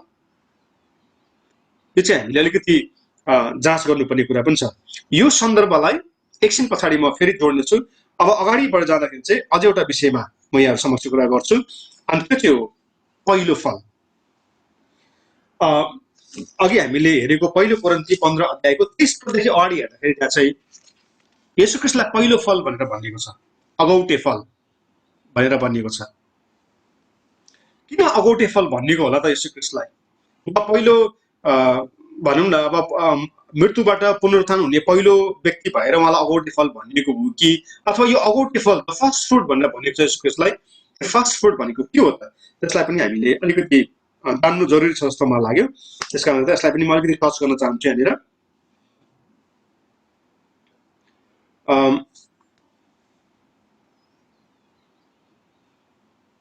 यो फर्स्ट फ्रुट भन्ने शब्द यहाँनिर प्रयोग गरिएको छ। अनि यो फर्स्ट फ्रुट अथवा पहिलो फल, येशू ख्रीष्टलाई चाहिँ अगौटे फल अथवा पहिलो फल भनेर यहाँनिर भनिएको छ यो वचन खण्डमा। यो चाहिँ के भनेर भनेको भन्दाखेरि चाहिँ हजुरहरूले जब बजारमा गएर कुनै पनि भनौँ न हजुरहरूले कुनै पनि थोक खरिद गर्नुहुन्छ, फर इक्जाम्पल अब हजुरले बजारमा गएर अस्ति हामीले मोबाइल, आइप्याड, ल्यापटप इत्यादिका कुराहरू गर्दै थियौँ। हजुरहरूले बजारमा गएर जे पनि उपकरणहरू खरिद गर्नुहुन्छ, अहिले हामी सपोज फर इक्जाम्पल भनौँ मोबाइल खरिद गर्न हामी बजारमा गयौँ भने अब त्यो हामी पहिला डिसाइड गर्छौँ होइन, हामीले निर्णय गर्छौँ हामीसँग बजेट कति छ र हामीले कुन ब्रान्डको मोबाइल खरिद गर्ने त भनेर पहिला त्यसलाई हामीले बजारमा गएर खरिद गर्नुभन्दा अगाडि हामी निर्णय गर्छौँ। अनि एउटा निर्णयमा हामी आउँछौँ अनि त्यसपछि हामी बजारमा जान्छौँ। बजारमा गएर अनि हाम्रो बजेट अनुसार हामीले उदाहरणको लागि मानिलिउँ स्यामसङको एउटा फोनलाई खरिद गर्ने तपाईँ हामीले विचार गऱ्यौँ। यो अगौटे फल, जुन अगौटे फल येशू ख्रीष्ट चाहिँ अगौटे फल भनेर यहाँ भनिएको छ, त्यसको अर्थ चाहिँ के हो त्यो म अलिकति यहाँहरूलाई प्रस्ट्याउने प्रयासमा यो उदाहरण यहाँहरू समक्ष म राखिरहेको छु। अब त्यो स्यामसङ फोनलाई खरिद गर्नलाई तपाईँ हामी गयौँ अनि बजारमा गएर तपाईँ हामीले स्यामसङ फोन हाम्रो बजेट अनुसार जति हामीसँग बजेट छ, जति हामीलाई ज्ञान छ त्यो फोनको बारेमा गएर तपाईँ हामीले रकम दिएर हामीले त्यो स्यामसङ फोनलाई घरमा लिएर आयौँ। घरमा लिएर आउँदाखेरि हजुरहरूले त्यो स्यामसङ फोनलाई बडो अब हजुरले जति जानेको हुनुहुन्छ, हजुर चलाउनुहुन्छ, प्रयोग गर्नुहुन्छ, त्यसको सदुपयोग गर्नुहुन्छ। तर त्यो फोन जुन हजुरले खरिद गर्नुभयो त्यो फोन हजुरको मात्रै होइन, त्यस्तै फोन बजारमा थुप्रै अरू पनि छ। अरू त्यही ब्रान्डको, त्यही मोडलको, त्यस्तै देखिने त्यही रङको फोन अरू पनि बजारमा प्रशस्त मात्रामा उपलब्ध हुन्छ। अरू मानिसले पनि हजुरले खरिद गरेको फोन जस्तै अरू मानिसले पनि खरिद गर्न सक्छन्। अनि बजारमा त्यस्तो प्रकारको फोनहरू प्रशस्तै मात्रामा हामी खरिद गर्न पाउँछौँ। तर बजारमा प्रशस्तै मात्रामा त्यो स्यामसङ फोन तपाईँ हामीले खरिद गरेको फोन खरिद गर्नु पाए तापनि त्यो फोनलाई सबैभन्दा पहिला चाहिँ कम्पनीले, स्यामसङ कम्पनीले चाहिँ एउटा मात्रै उसले तयार गरेको हुन्छ। उसले सबैभन्दा पहिला त्यो स्यामसङ फोन जसलाई हजुरले खरिद गर्नुभयो अनि बजारमा त्यो प्रशस्त मात्रामा हजारौं लाखौंवटा पिसेसहरू बजारमा उपलब्ध छन्, त्यो फोनलाई स्यामसङ कम्पनीले उत्पादन गर्दाखेरि सबैभन्दा पहिला चाहिँ उसले एउटा मात्रै बनाउँछ अनि त्यो स्यामसङ फोन भित्र चाहिने जति पनि फङ्सनहरू छ, जति पनि सुविधाहरू छ, उसले त्यो कम्पनीले चाहिँ पहिला त्यो फोनलाई लगेर अब उसको ल्याबोरेटरीमा लगेर त्यसलाई चाहिँ उसले अनुसन्धान गर्छ। यसमा के राख्दा ठिक हुन्छ, के राख्दा ठिक हुँदैन, उसले सबै पहिला चाहिँ त्यो एउटा फोनमा उसले सबै त्यो निरीक्षण गर्छ। निरीक्षण गरिसकेपछि त्यो फोनलाई उसले सबैभन्दा पहिला बजारमा ल्याउनु भन्दा अगाडि उसले पहिला ट्राई गर्छ, परीक्षण गर्छ। त्यो फोन यदि उसले उत्पादन गरिसकेपछि उसले बनाइसकेपछि जसलाई हामी मास्टरपिस अथवा मास्टर कपी पनि भनेर तपाईँ हामीले बुझ्न सक्छौँ। त्यो मास्टर कपी फोनलाई जब कम्पनीले सबै कुरा त्यसमा चाहिने सुविधाहरू सबै प्रयोग गरेर उसले उत्पादन गरेपछि चाहिँ उसले एकैचोटि हजारौँवटा लाखौँवटा फोनहरू उत्पादन गर्दैन। उसले सबैभन्दा पहिला एउटा फोन उत्पादन गर्छ। उत्पादन गरेर अनि उसले त्यसलाई परीक्षण गर्छ। यदि उसले उत्पादन गरेको त्यो एउटा फोन अथवा त्यो मास्टर कपीमा कुनै पनि समस्या छैन, त्यो मास्टर कपीमा कुनै पनि भनौँ न सेक्युरिटीको प्रब्लम छैन भने चाहिँ त्यसपछि मात्रै कम्पनी चाहिँ अरू लार्जर प्रोडक्सन अथवा भनौँ न हजारौँ लाखौँ त्यही ब्रान्डको फोन, त्यही मोडलको फोन हजारौँ लाखौँवटा उत्पादन गर्ने बल्ल उसले कम्पनीलाई निर्णय गर्छ। तर उसले जुन निर्माण गरेको त्यो पहिलो सबैभन्दा पहिलो मास्टर कपीमा कुनै पनि डिफेक्ट देखियो भने चाहिँ उसले त्यो बजारमा ल्याउँदैन। यहाँहरूलाई सम्झना छ कि छैन, केही समय अगाडि टोयोटा भन्ने कम्पनीको गाडीमा एउटा समस्या आएको थियो। टोयोटा भन्ने कम्पनीले एउटा गाडी उत्पादन गर्यो। अब यहाँहरूलाई थाहा छ, हाम्रो नेपालमा पनि प्रशस्तै मात्रामा टोयोटाको गाडीहरू कुदेर हामीले देखेका छौँ। टोयोटाको गाडीमा केही समय अगाडि एउटा समस्या चाहिँ के आएको थियो भने त्यो टोयोटाको गाडी खरिद गर्ने व्यक्तिले आफूले एस्केलेटरमा खुट्टा राख्दाखेरि धेरै नथिचे पनि एकदमै स्पिड बढ्ने समस्या देखिएको थियो टोयोटा कारमा। अनि त्यसपछि त्यो समयमा त्यो मोडलमा जति पनि टोयोटा कार उत्पादन भएको थियो सबै नै त्यो कम्पनीले खारेज गर्यो। किनभने जुनै पनि त्यो मोडलमा बनिएको जति पनि टोयोटा कार थियो त्यो टोयोटा कार चाहिँ एस्केलेटर नथिचिकन गाडीको स्पिड आफै बढ्ने भएको थियो, धेरै दुर्घटना नि भयो। त्यस कारणले गर्दाखेरि चाहिँ त्यो टोयोटा कम्पनीले चाहिँ त्यो मोडलको गाडी सबै उसले बन्द गर्यो। मैले हजुरहरूलाई के भन्दैछु भने येशू ख्रीष्टलाई पहिलो फल, अगौटे फल, द फर्स्ट फ्रुट भनेर भनिएको छ। अनि त्यसको उदाहरणको लागि चाहिँ हामीले भर्खरै मोबाइललाई हेर्यौँ। मोबाइल अहिले तपाईँ हाम्रो मोडलको मोबाइल बजारमा अरूले पनि चलाउँछन्, बजारमा हामीले किन्न पाउँछौँ। तपाईँ हामीसँग भएको ट्याक्कै त्यही मोडलको फोन हामीले जहीँ गए पनि हामी पाउँछौँ। त्यो एउटा तपाईँ हाम्रो हातमा मात्रै छैन, त्यो अरूको हातमा पनि छ, अरू बजारमा पनि हामीले खरिद गर्न पाउँछौँ। किनभने कम्पनीले चाहिँ त्यसलाई हजारौँ लाखौँ उत्पादन उसले गरेको छ। तर त्यो उत्पादन गर्नुभन्दा अगाडि सबैभन्दा पहिला चाहिँ उसले परीक्षण गर्छ। परीक्षण गरेर त्यसमा कुनै पनि समस्या देखिएन भने मात्रै कम्पनीले अरू धेरै त्यही मोडलको फोन उसले चाहिँ उत्पादन गर्छ। तर त्यो पहिलो मास्टर कपीमा यदि समस्या देखियो भने चाहिँ कम्पनीले त्यसलाई खारिज गर्छ। येशू ख्रीष्टलाई यो वचनको खण्डमा अगौटे फल भनेर भनिएको छ अथवा पहिलो फ्रुट, फर्स्ट फ्रुट भनिएको छ। किन भनेको भन्दाखेरि चाहिँ येशू ख्रीष्टमा परम प्रभु परमेश्वरले त्यो परीक्षण गर्नुभयो। येशू ख्रीष्ट चाहिँ त्यो मास्टर कपी हुनुहुन्थ्यो। येशू ख्रीष्टलाई चाहिँ परमेश्वर पिताले मास्टर कपीको रूपमा प्रयोग गर्नुभयो। बाइबलले भन्छ येशू ख्रीष्टले मानिसले भोग्नुपर्ने हरेक दुःख कष्टहरू उहाँले भोग्नुभयो। यशाया 53 अध्याय यहाँले पाठ गर्नुभयो भने येशू ख्रीष्टको जीवन कहानी त्यहाँनिर लेखिएको छ। मानिसले भोग्ने हरेक प्रकारको दुःख कष्ट येशू ख्रीष्टले भोग्नुभयो। बाइबलले भन्छ येशू ख्रीष्ट रिसाउनु भयो, बाइबलले भन्छ येशू ख्रीष्ट भोकाउनु भयो, बाइबलले भन्छ येशू ख्रीष्ट तिर्खाउनु भयो, बाइबलले भन्छ येशू ख्रीष्ट रुनु भयो, बाइबलले भन्छ येशू ख्रीष्टले टिच्चाउनु भयो, बाइबलले भन्छ येशू ख्रीष्ट हिँड्नु भयो, बाइबलले भन्छ येशू ख्रीष्ट निदाउनु भयो। मानिसमा भएको जति पनि कुराहरू छ ती सबै कुराहरू येशू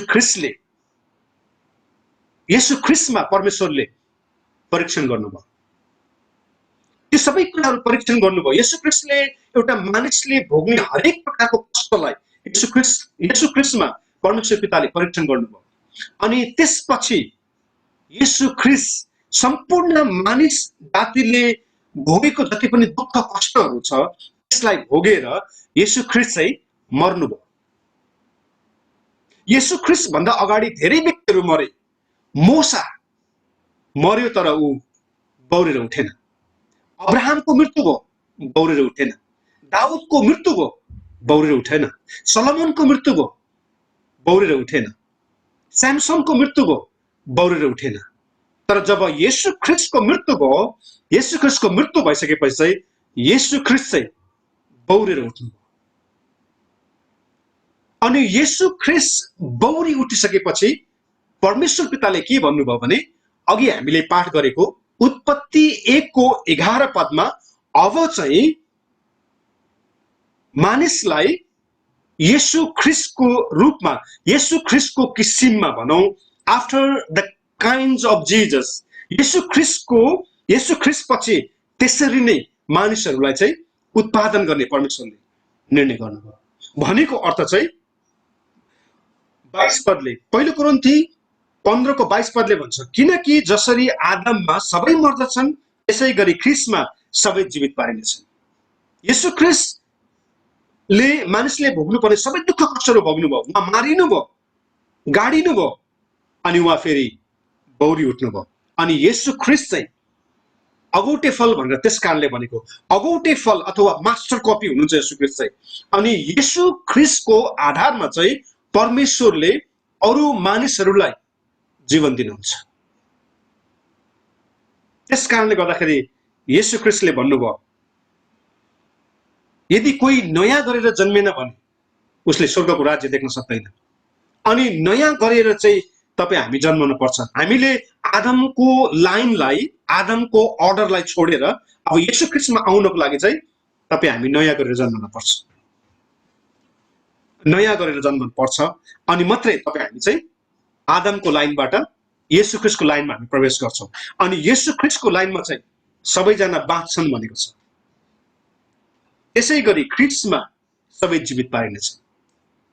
अनि तपाईँ हामी चाहिँ आदमको लाइनबाट येशू ख्रिस्टको लाइनमा तपाईँ हामी चाहिँ शिफ्ट हुनुपर्छ। अनि यो कसरी शिफ्ट हुने त? अब हामी आदमबाट कसरी येशू ख्रिस्टमा आउने त भन्दाखेरि चाहिँ नयाँ जन्म। त्यस कारणले गर्दाखेरि new birth is not a choice, it is not an option, it is a must. नयाँ गरेर जन्मनु भनेको एउटा वैकल्पिक कुरा होइन। नयाँ गरेर जन्मनु भनेको तपाईँ हामीले चाहने कि नचाहने भन्ने कुरा होइन। नयाँ गरेर जन्मनु भनेको चाहिँ हाम्रो लागि हुनै पर्ने कुरा हो। यदि हामी नयाँ गरेर जन्मदैनौँ भने चाहिँ हामी स्वर्गको राज्यमा कहिले पनि प्रवेश गर्न पाउँदैनौँ। त्यस्ता नयाँ गरेर नजन्मेका व्यक्तिहरूलाई परमेश्वरले येशू ख्रिस्टले म तिमीहरूलाई चिन्दिन भनेर उहाँले भन्नुहुन्छ। अनि त्यो चाहिँ जब येशू ख्रिस्टले म तिमीलाई चिन्दिन भनेर भन्नुहुन्छ, त्यो चाहिँ तपाईँ हाम्रो निम्ति त्यो भन्दा दुःखदायी कुरा चाहिँ केही पनि हुँदैन। किनभने अघि हामीले हेर्दै थियौँ, यदि तपाईँ हामीले येशू ख्रिस्टलाई यही संसारमा मात्रै, यही संसारको लागि मात्रै हामीले विश्वास गरेका हौँ भने हाम्रो अवस्था चाहिँ अरूको भन्दा एकदमै दयनीय छ भनेर प्रेरित पावलले स्पष्टसँग भन्नुभयो। अनि हामीले येशू ख्रिस्टलाई यही संसारको लागि मात्रै हामीले विश्वास गरेका होइनौँ, यही संसारको लागि मात्रै हामीले पछ्याएका होइनौँ। येशू ख्रिस्टलाई चाहिँ हामीले अनन्तताको लागि पछ्याएका हौँ। अनि अनन्तताको लागि पछ्याउनको लागि चाहिँ हामी नयाँ गरेर जन्मनु पर्छ। निकोदेमसलाई यो कुरा थाहा थिएन। एउटा धर्मगुरु, इजरायलको धर्मगुरु, जो इजरायली समुदायलाई उसले धर्मशास्त्रबाट सिकाउँथ्यो, त्यो व्यक्ति नयाँ गरेर जन्मिने जब कुरा आयो ऊ कन्फ्युज भएको छ। पढ्नुहोस् तपाईँले, तपाईँको बाइबलमा लेखेको छ युहन्ना 3 अध्याय हेर्नुहोस् त। ऊ त कन्फ्युज भएको छ, त्यहाँ ऊ त दुविधामा परेको छ, के हो नयाँ गरेर जन्मनु भनेको। के कुनै व्यक्ति एउटा वृद्ध भइसकेपछि दोस्रो चोटि आफ्नो आमाको गर्भमा जान सक्छ र फेरि जन्मन सक्छ र भनेर उसले एकदम रेडिकुलस क्वेसन छ, रेडिकुलस डिस्कसन उसले येशू ख्रिस्टसँग गरेको छ। एउटा धर्मगुरुलाई त नयाँ गरेर जन्मने विषयमा थाहा थिएन भने तपाईँ हामीलाई पनि थाहा नहुन सक्छ। नयाँ गरेर जबसम्म हामी जन्मदैनौँ तबसम्म स्वर्ग राज्यको विषयमा चाहिँ हामी भजन गाउँछौँ, तबसम्म हामी स्वर्ग राज्यको विषयमा हामी प्रचार गर्छौँ, प्रवेश चाहिँ गर्दैनौँ। अनि जुन कुराको हामी प्रचार मात्रै गर्छौँ, जुन कुराको हामी व्याख्या मात्रै गर्छौँ, त्यहाँ प्रवेश गर्दैनौँ भने त्यो कुराको प्रचार गरेर हामीले किन समय बर्बाद गर्ने? नयाँ गरेर जन्मनु जरुरी छ। नयाँ गरेर जन्मेन भने, यदि म नयाँ गरेर जन्मेको छुइनँ भने म तपाईँहरूलाई जति नै यहाँनिर समेटेर मैले जति नै राम्रो राम्रो कुरा तपाईँलाई भने पनि यदि म नयाँ गरेर जन्मेको छुइनँ भने चाहिँ मेरो लागि सबै कुराहरू व्यर्थ छन्। मेरो लागि व्यर्थ छ भने हजुरहरूको लागि व्यर्थ छ। यस्तो अहिले यो समयमा हजुरहरूले समय निकालेर सङ्गतिमा आउनुभएको छ, कति कामहरू थियो होला, तर हामी नयाँ गरेर जन्मेन भने चाहिँ यी सबै कुराहरू व्यर्थ छन्। अब प्रेरित पावलको पाठमा थुप्रै अगमवक्ताहरूले त्यो प्राचीन समयदेखि नै प्रार्थना गर्थे, उनीहरूको प्रार्थना एकदमै गहन थियो। अझ हामीले दाउदको प्रार्थनालाई विचार गर्ने हो भने त दाउदको प्रार्थनाले त हाम्रो भक्कानो फुटाउँछ। तर त्यो मध्येमा प्रेरित पावलको प्रार्थना चाहिँ मलाई बडो अचम्मले उदेको लाग्छ। उसले के भनेको छ भने that I may know him, येशू ख्रीष्टलाई म जान्न सकौं भनेको छ, येशू ख्रीष्टलाई म चिन्न सकौं भनेर भनेको छ। अनि त्यो उसले किन भनेको त, त्यो म अलिकति यहाँहरु समक्ष व्याख्या गर्न चाहन्छु। त्यसको लागि हामी एउटा वचनको खण्डलाई हेर्नेछौँ। यहाँहरूले यहाँको बाइबलमा कृपया फिलिपीको पुस्तकलाई पढ्नु होला।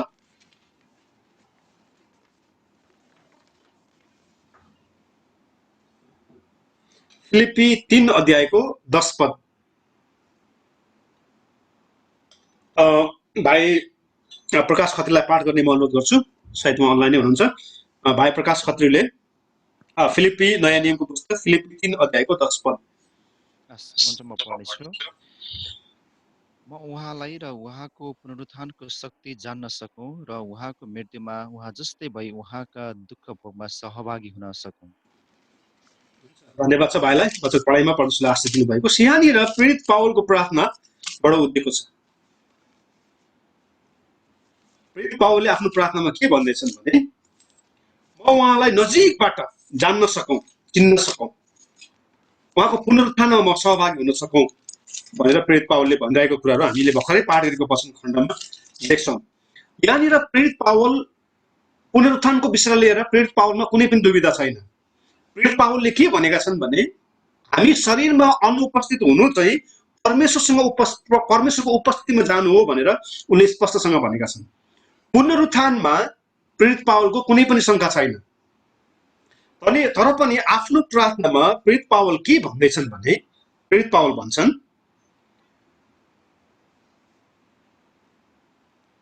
म उहाँलाई अथवा येशू ख्रीष्टलाई, म उहाँलाई र उहाँको पुनरुत्थानको शक्तिलाई जान्न सकौं। प्रेरित पावलको प्रार्थना हेर्नुहोस् है, म उहाँलाई र उहाँको पुनरुत्थानको शक्तिलाई जान्न सकौं र उहाँको मृत्युमा उहाँ जस्तै भई उहाँका दुःख भोगमा सहभागी हुन सकौं भनेर प्रेरित पावलको प्रार्थना छ। अब प्रेरित पावलले के भनेको भन्दाखेरि चाहिँ येशू ख्रीष्टको जीवनी अघि मैले यहाँहरूलाई भनिहालेँ, मानिसले भोग्ने हरेक प्रकारको दुःख कष्टसँग येशू ख्रीष्ट अपरिचित हुनुहुन्न, उहाँ परिचित हुनुहुन्छ। अनि येशू ख्रीष्टले हरेक किसिमको दुःख भोग्नु भयो, उहाँ मारिनु भयो अनि गाडिनु भयो र तेस्रो दिनमा उहाँको पुनरुत्थान भयो। अब यो कुरामा प्रेरित पावललाई कुनै पनि शंका छैन, प्रेरित पावलको मनमा कुनै पनि शंका छैन। अझै अलिकति अगाडि हामीले अघि पहिलो कोरिन्थी 15 अध्यायको अलिकति अगाडि पढ्नु भयो, 15, 10, 11 पद पढ्नु भयो भने त्यहाँ के पनि भनेको छ भने येशू ख्रीष्टको पुनरुत्थान भयो, येशू ख्रीष्टको पुनरुत्थान नभएको भए चाहिँ तपाईँ हाम्रो विश्वास व्यर्थ हुन्थ्यो भनेर उसले एकदमै भनौँ न एउटा सुनिश्चित पनि गरेको छ कि येशू ख्रीष्टको चाहिँ पुनरुत्थान भएको हो भनेर उसले कोरिन्थीको मण्डलीलाई पत्र लेख्ने क्रममा उसले एकदमै सुनिश्चित गरिदिएको छ। एकदमै भनौँ न अब कन्फर्मेसन उसले दिएको छ। तर फिलिपी 3 को 10 मा प्रेरित पावलले के भन्दैछन् भने म यसलाई अंग्रेजी भर्सनमा पनि पाठ गर्न चाहे ल, किनभने अलिकति शब्दहरू यहाँनिर फरक छ। बुक अफ फिलिपियन्स 3 को 10 मा अंग्रेजी भर्सनमा यसरी लेखेको छ। अब यसलाई मैले किन अंग्रेजीमा पनि पाठ गर्दैछु भन्ने कुरा चाहिँ म एकछिन पछाडि हजुरहरूलाई प्रश्नाउन चाहन्छु, किनभने अंग्रेजीमा एउटा शब्द मात्रै मिक्स भयो भने नेपालीको अर्कै अर्थ बन्छ त्यो चाहिँ। त्यसकारणले गर्दा म अंग्रेजीमा पाठ गर्दैछु। फिलिपी 3 को 10 मा अंग्रेजी भर्जनमा यसरी लेखेको छ, for my determination and purpose is that I may know him भन्ने शब्द प्रयोग गरिएको छ। that I may know him भनेको अर्थ चाहिँ ताकि म उहाँलाई अथवा येशू ख्रीष्टलाई जान्न सकौं भनेको छ प्रेरित पावलले, that I may know him। अनि त्यो चाहिँ के भनेको भन्दाखेरि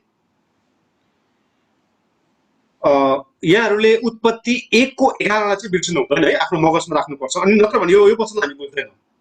उत्पत्ति 1 को 11 मा परमेश्वरले भनिसक्नु भएको छ, त्यो एउटा व्यवस्था उहाँले त्यहाँनिर सुनिश्चित गरिदिसक्नु भएको छ, हरेक चिजले आफ्नो किसिम अनुसार उसले उत्पादन गरोस् भनेर परमेश्वरले भनिसक्नु भएको छ।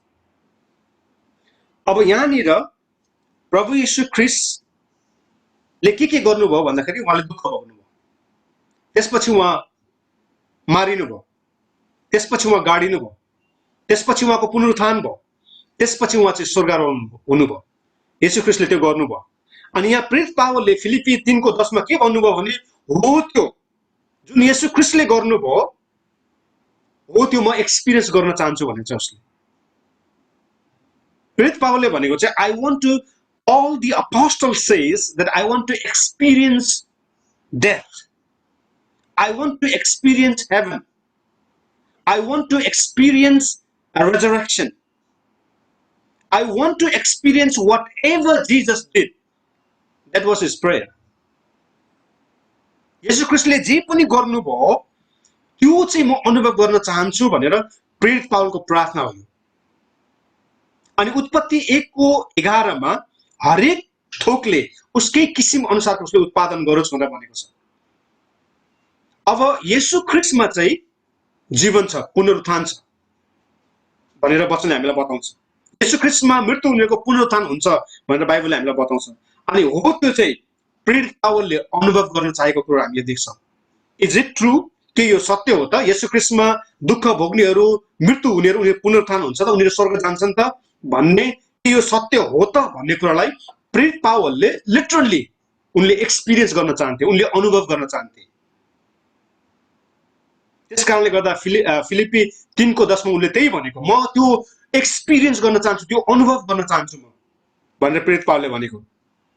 अनि त्यसपछि प्रेरित पावलले अनुभव गरे। प्रेरितको पुस्तक 14 अध्यायको 19 देखि 28 पदको वचनको खण्ड यहाँले लेखेर राख्नु होला। त्यहाँनिर प्रेरित पावलले मृत्यु चाखेका छन्। यहुदीहरूले प्रेरित पावललाई ढुङ्गाले हानेर मारिदिएका छन्। यहाँले यहाँको बाइबलमा नयाँ नियममा प्रेरितको पुस्तक 14 अध्यायको 19 देखि 28 पदको वचनको खण्डलाई पछि पाठ गर्नु होला, अहिले नोट गरेर राख्नुहोस्। त्यहाँनिर प्रेरित पावललाई यहुदीहरूले ढुङ्गाले हानेर मारिदिएका छन्। त्यसपछि उनको मृत्यु भएको छ। अनि मृत्यु भइसकेपछि चाहिँ उनी चाहिँ दोस्रो कोरिन्थीको पुस्तक 12 अध्यायको 2 पद अनुसार उनी चाहिँ स्वर्ग गएका छन्। Paul the apostle is only the man who went to third heaven. प्रेरित पावल मात्र यस्ता व्यक्ति हुन् जो चाहिँ तेस्रो स्वर्गमा उक्लिएका छन्। प्रेरित 14 अध्यायको 19 देखि 28 पदमा प्रेरित पावलले मृत्यु चाखेका छन्। यहुदीहरूले प्रेरित पावललाई ढुङ्गाले हानेर मारिदिएका छन्। अनि त्यसपछि प्रेरित पावल चाहिँ दोस्रो कोरिन्थी 12 अध्यायको 2 पद अनुसार चाहिँ उनी चाहिँ स्वर्ग गएका छन्, तेस्रो स्वर्गसम्म उनी उक्लिएका छन्। अनि त्यसपछि प्रेरित पावल फेरि उसको पुनरुत्थान भएको छ, उनले फेरि बौरी उठेका छन्। भनेको मतलब चाहिँ प्रेरित पावलले मृत्यु, दुःख, मृत्यु, स्वर्ग र पुनरुत्थान प्रेरित पावलले अनुभव गरे। जुन अनुभव चाहिँ येशू ख्रीष्टले गर्नुभएको थियो।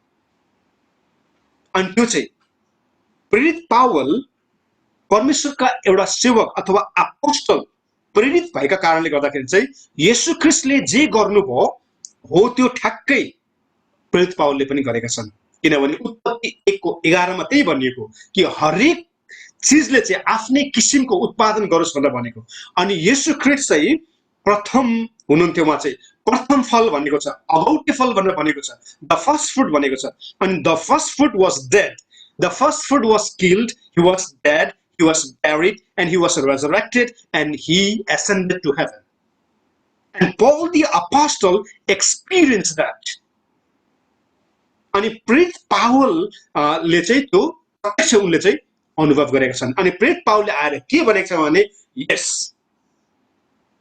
विश्वासी जनहरू चाहिँ नयाँ गरेर जन्मेका छन् भने उनीहरूको चाहिँ मृत्यु भयो भने उनीहरू पुनरुत्थान हुन्छन्, उनीहरू फेरि बौरी उठ्छन्, उनीहरू स्वर्ग जान्छन् भनेर प्रेरित पावलले आफै अनुभव गरेर येशू ख्रीष्टले गर्नुभएको थियो। अब त्यो हो कि होइन भनेर प्रेरित पावल आफैले अनुभव गरेर अनि उनले यो पत्र मण्डलीहरूलाई एपिस्टलको रूपमा दिनुभएको छ। अनि येशू ख्रीष्ट चाहिँ पहिलो फल हुनुहुन्छ, पहिलो किसिमको हुनुहुन्छ। अनि उहाँलाई विश्वास गर्ने चाहिँ उहाँ जस्तो येशू ख्रीष्ट हुनुहुन्छ उहाँलाई विश्वास गर्ने चाहिँ उहाँ जस्तै उत्पादन हुँदै जान्छ। उहाँ जस्तै येशू ख्रीष्ट जस्तै उत्पादन गरिजान्छन्। अनि येशू ख्रीष्ट कस्तो हुनुहुन्थ्यो भने उहाँले दुःख कष्ट भोग्नुभयो, मारिनुभयो, गाडिनुभयो, दौडी उठ्नुभयो अनि उहाँ स्वर्ग चढी जानुभयो। अनि त्यसलाई प्रेरित पावल आफैले पनि अनुभव गरे। अनि प्रेरित पावलले त्यसपछि मण्डलीहरूलाई पत्र लेखे, यस there is a resurrection, there is a heaven भनेर भने। त्यस कारणले गर्दा येशू ख्रीष्टमा विश्वास गर्नेहरू, नयाँ गरेर जन्मेकाहरूले चाहिँ येशू ख्रीष्टले जस्तै उनीहरूले गर्नेछन्। येशू ख्रीष्टले जस्तै उनीहरू बौरी उठ्नेछन्, स्वर्ग जानेछन् भनेर बाइबलले हामीलाई बताउँदछ। नयाँ गरेर जन्मनु सायद यहाँहरूलाई अनौठो लाग्न सक्छ। निकोदेमसलाई अनौठो लागेको थियो भने तपाईँ हामीलाई अनौठो नलाग्ने कुरा केही पनि छैन, हामीलाई पनि अनौठो लागेको हुनसक्छ। ओहो, मैले यत्रो वर्षसम्म सेवकाई गरेँ, सबैजनाले त मलाई गुरुबा भन्छ, गुरुआमा भन्छ, सबैले मलाई मण्डलीमा एउटा सक्रिय सदस्य भनेर चिनेको छ, के म यदि नयाँ गरेर जन्मेको छु कि छैन त? त्यो चाहिँ तपाईँ हामीले विचार गर्नुपर्छ। म कलेजमा अध्ययन गर्दै गर्ने भाइहरूलाई पनि समेट्न चाहन्छु, बहिनीहरूलाई पनि समेट्न चाहन्छु। तपाईँहरूले धेरै बाइबलको शिक्षाहरू आय आर्जन गरिसक्नु भएको होला, धेरै कुरा थाहा होला तपाईँहरूलाई, तर नयाँ गरेर जन्मनु जरुरी छ। नयाँ गरेर जन्मेन भने चाहिँ कोही पनि स्वर्ग जाँदैन। अब नयाँ कसरी जन्मने त? अब त्यो बाइबलमै छ। नयाँ गरेर जन्मनलाई चाहिँ पानी र आत्माले भनेको छ। त्यसलाई चाहिँ समयको कारणले गर्दाखेरि आज नै म तपाईँहरूको अगाडि राख्दिनँ, तर जुन कुरा मैले अहिलेसम्म यहाँहरूलाई हजुरलाई भने तीनटा कुरा मैले यहाँहरूको अगाडि राखेको छु। सबैभन्दा पहिला नयाँ जन्म। यदि कोही नयाँ गरेर जन्मँदैन भने त्यो स्वर्ग जान पाउँदैन भनेर प्रभु येशू ख्रीष्ट आफैले भन्नुभयो। यो अरू व्यक्तिले भनेको होइन, मेरो कलेजको प्रोफेसरले मलाई भनेको होइन, मेरो चर्चको पास्टरले रेभरेन्डले भनेको होइन, मलाई यो मेरो देशको सरकारले भनेको होइन, यो स्वयं जसले भन्नुभयो बाटो सत्य र जीवन मै हो, म बाहेक कोही पनि स्वर्ग जान सक्दैन भन्ने व्यक्तिले भन्नुभएको। यदि कोही नयाँ गरेर जन्मेन भने स्वर्गको राज्यमा प्रवेश गर्न पाउँदैन भनेर येशू ख्रीष्टले भन्नुभयो। त्यस कारणले गर्दा नयाँ गरेर जन्मनु अप्सनल कुरा होइन, वैकल्पिक बाटो होइन, नयाँ गरेर जन्मनु आवश्यकता। यदि तपाईँ हामी नयाँ गरेर जन्मेका छैनौँ भने हाम्रो सबै हालेलुयाहरू एक दिन व्यर्थ हुन्छ। हामी नयाँ गरेर जन्मनु जरुर छ, पहिलो कुरा। दोस्रो कुरा, येशू ख्रीष्ट अगौटे फल हुनुहुन्छ। आदममा सबै मर्छन्, बाइबलले भन्छ दोस्रो कोरिन्थी 15:22-23 पद अगाडि पढ्दा त्यसो भनेको छ, आदममा सबै मर्छन् भनेको छ। तपाईँ हामी सबै आदमबाट आएका हौँ, अनि आदमबाट हामी सबैजना आदमबाट आएका हौँ, अनि आदममा चाहिँ सबैको मृत्यु हुन्छ भनेको छ, तर ख्रीष्ट येशूमा चाहिँ जीवन छ भनेको छ। अब तपाईँ हामी आदमबाट आएका हौँ, हामी सबैजना आदमबाट आएका हौँ। किनभने हामी मानिस हौँ, किनभने आदम चाहिँ मानिस थियो। त्यस कारणले गर्दा हामी सबैबाट आदमबाट आएको कारणले गर्दाखेरि आदममा चाहिँ सबैको मृत्यु हुन्छ भनेर भनेको छ। अब हामी कसरी बाँच्ने त? कसरी बाँच्ने भन्दाखेरि चाहिँ नयाँ गरेर जन्मेर मात्रै। हामी नयाँ गरेर जन्मनु पर्छ। अब किन भन्दाखेरि it has to produce after its kind and that is only through birth.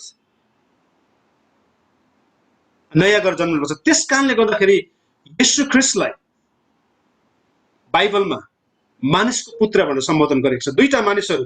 अब अहिले हामी संसारमा 7 billion people are there in this world today, हैन? अहिलेको स्ट्याटिस्टिक्स अनुसार, अहिलेको आँकडा अनुसार संसारमा 7 बिलियन पिपलहरू छन्, मानिसहरू छन्। परमेश्वरले ती सबै 7 बिलियन मानिसहरूको न्याय गर्नुहुन्न। यो मगरको छोरा, यो राईको छोरा, यो लिम्बूको छोरा, अनि यो इन्डियन, यो नेपाली, यो जापानिज, यो कोरियन भनेर उहाँले चाहिँ त्यसरी यो कालो सेतो, यो पढेको लेखेको, यो गरिब धनी भनेर उहाँले कहिले पनि न्याय गर्नुहुन्न। परमेश्वरले न्याय गर्नु हुँदाखेरि मात्र दुईटा व्यक्तिको न्याय गर्नुहुन्छ, अनि ती दुईटा व्यक्तिहरू चाहिँ हुन् आदम र येशू। म यसलाई अलिकति अघि मैले भने अङ्ग्रेजीमा मैले किन यसलाई अलिकति पढ्ने यहाँहरूलाई जोड गर्छु भने यहाँनिर अर्डर भन्ने शब्द प्रयोग गरिएको छ। पहिलो कोरिन्थीको पुस्तक 15 अध्यायको 23 पद तपाईँहरूले लेखेर राख्नुहोस् ल। तपाईँको बाइबलमा तपाईँले अङ्ग्रेजी भर्जनमा हेर्नुहोस्, इङ्ग्लिस भर्जनमा के भनेको छ भने अकर्डिङ टु इट्स अर्डर भन्ने शब्द प्रयोग गरिएको छ। त्यसलाई व्याख्या गरेर आजको यस अध्यायलाई म यही नै समाप्त गर्न चाहन्छु। पहिलो कोरिन्थी 15 अध्यायको 23 पद।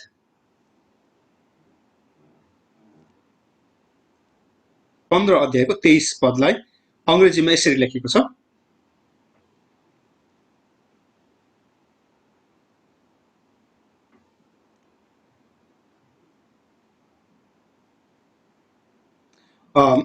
मैले एम्प्लिफाइड भर्सन पढ्दैछु। अङ्ग्रेजी बाइबलमा के लेखेको छ भने but each in his own rank भन्ने शब्द प्रयोग गरेको छ यो एम्प्लिफाइड भर्सनले भने। न्यू किङ जेम्स भर्सनमा चाहिँ के भनेको छ भने अकर्डिङ टु हिज अर्डर भनेको छ। अकर्डिङ टु हिज अर्डर भन्ने शब्दहरू प्रयोग गरिएको छ अङ्ग्रेजी बाइबल किङ जेम्स भर्सनमा भने। एम्प्लिफाइड भर्सनले चाहिँ भन्छ but in his own rank भन्ने शब्द प्रयोग गरेको छ। र्याङ्क RANK र्याङ्क भन्ने शब्द प्रयोग गरेको छ भने अर्को न्यू किङ जेम्स भर्सन जस्ता बाइबलमा चाहिँ अर्डर भन्ने शब्द प्रयोग गरेको छ। यो कुराहरू हामी नेपाली संशोधित बाइबलमा पाउँदैनौँ। यो अर्डर भन्ने र्याङ्क भन्ने चाहिँ मिलिट्री टर्म्स हो। यो चाहिँ सैनिकले प्रयोग गर्ने शब्द हो। यो चाहिँ यो अर्डर अथवा र्याङ्क भन्ने शब्द चाहिँ सैनिकले प्रयोग गर्ने शब्द हो। मिलिट्री अर्डर भनेर भनिन्छ। अनि अब हजुरहरूले विचार गर्नुभएको छ नि होइन, हामीले जब आर्मी पुलिसहरूलाई जब उनीहरू एउटा बटालियनबाट अर्को बटालियनमा जब उनीहरूको ट्रान्सफर हुन्छ नि, ट्रान्सफर हुँदा चाहिँ उनीहरू कसरी हिँड्छन्, आर्मी पुलिसहरूको चाहिँ कसरी हिँड्छन् भन्दाखेरि चाहिँ तपाईँ हामी जस्तो इन्डिभिजुअल उनीहरू आफै हिँड्दैनन्। उनीहरूको चाहिँ त्यहाँनिर लस्करै लाइन लागेको हुन्छ। उनीहरू कहिले पनि इन्डिभिजुअल व्यक्तिगत आफै छरेर आर्मी पुलिसहरू कहिले पनि हिँड्दैनन्। उनीहरूको कन्भोय हुन्छ। बटालियन एउटा जिल्लाबाट अर्को जिल्लामा, एउटा स्टेटबाट अर्को जिल्लामा, अर्को स्टेटमा ट्रान्सफर हुनु पर्यो भने जुनै पनि बटालियनको चाहिँ कस्तो हुन्छ भने उनीहरूको चाहिँ कन्भोय हुन्छ। उनीहरूको सबै आर्मीको कार, ट्रक, जिप जे पनि छ उनीहरू चाहिँ सबै एकैचोटि लस्कर हिँड्ने गर्छ। अगाडि चाहिँ सुरक्षा हुन्छ अथवा कमान्डर हुन्छ अनि त्यसको पछाडि सबै अरू बटालियनको अरू मान्छेहरू हुन्छ। अनि हामीले बाटोतिर पनि हेऱ्यौँ भने आर्मीहरू जब बिहान पिटीमा जान्छ, उनीहरू बिहान पिटीमा उनी जाँदाखेरि हामी जस्तो जतापातै कुद्दैन। उनीहरू सबै एकै लाइनमा एउटै चालमा उनीहरू कुद्ने गर्छन्। हो यो यसलाई चाहिँ अर्डर भन्ने शब्द प्रयोग गरेको छ। अर्डर अथवा र्याङ्क भन्ने शब्द प्रयोग गरेको छ। अनि परमेश्वरले न्याय गर्नुहुँदा, यस पृथ्वीको न्याय गर्नुहुँदाखेरि चाहिँ यो 7 बिलियन मानिसहरू जो संसारमा बसोबास गर्छन् उनीहरूको जात हेरेर, उनीहरूको हात हेरेर, उनीहरूको क्षमता योग्यता हेरेर उहाँले परमेश्वरले कहिले पनि न्याय गर्नुहुन्न। परमेश्वरको न्याय भनेको चाहिँ एकदमै चुटकी भरमा परमेश्वरको न्याय हुने हो। अनि परमेश्वरले न्याय गर्नुहुँदाखेरि चाहिँ दुईजना मानिसलाई न्याय गर्नुहुन्छ। पहिलो मानिस चाहिँ हो आदम।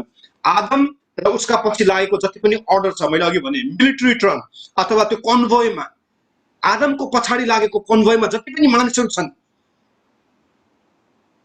अनि त्यसपछि येशू ख्रीष्टको पछि लागेका जति पनि मानिसहरू छन्, परमेश्वरले संसारको न्याय गर्दाखेरि दुईजना मानिसको न्याय गर्नुहुन्छ। एउटा आदम र अर्को चाहिँ येशू ख्रीष्ट। अब आदममा न्याय गर्दाखेरि आदममा सबैको मृत्यु हुन्छ भनेर भनेको छ। भनेपछि आदममा परमेश्वरले न्याय गर्नुहुँदाखेरि सबैले नै नर्क जानेछन्। येशू ख्रीष्टमा जीवन छ भनेको छ। येशू ख्रीष्ट अनि त्यसपछि इन अर्डर त्यो र्याङ्कको सबैभन्दा मुख्य व्यक्ति चाहिँ आदम हो। र्याङ्कको सबैभन्दा मुख्य व्यक्ति चाहिँ येशू ख्रीष्ट हो।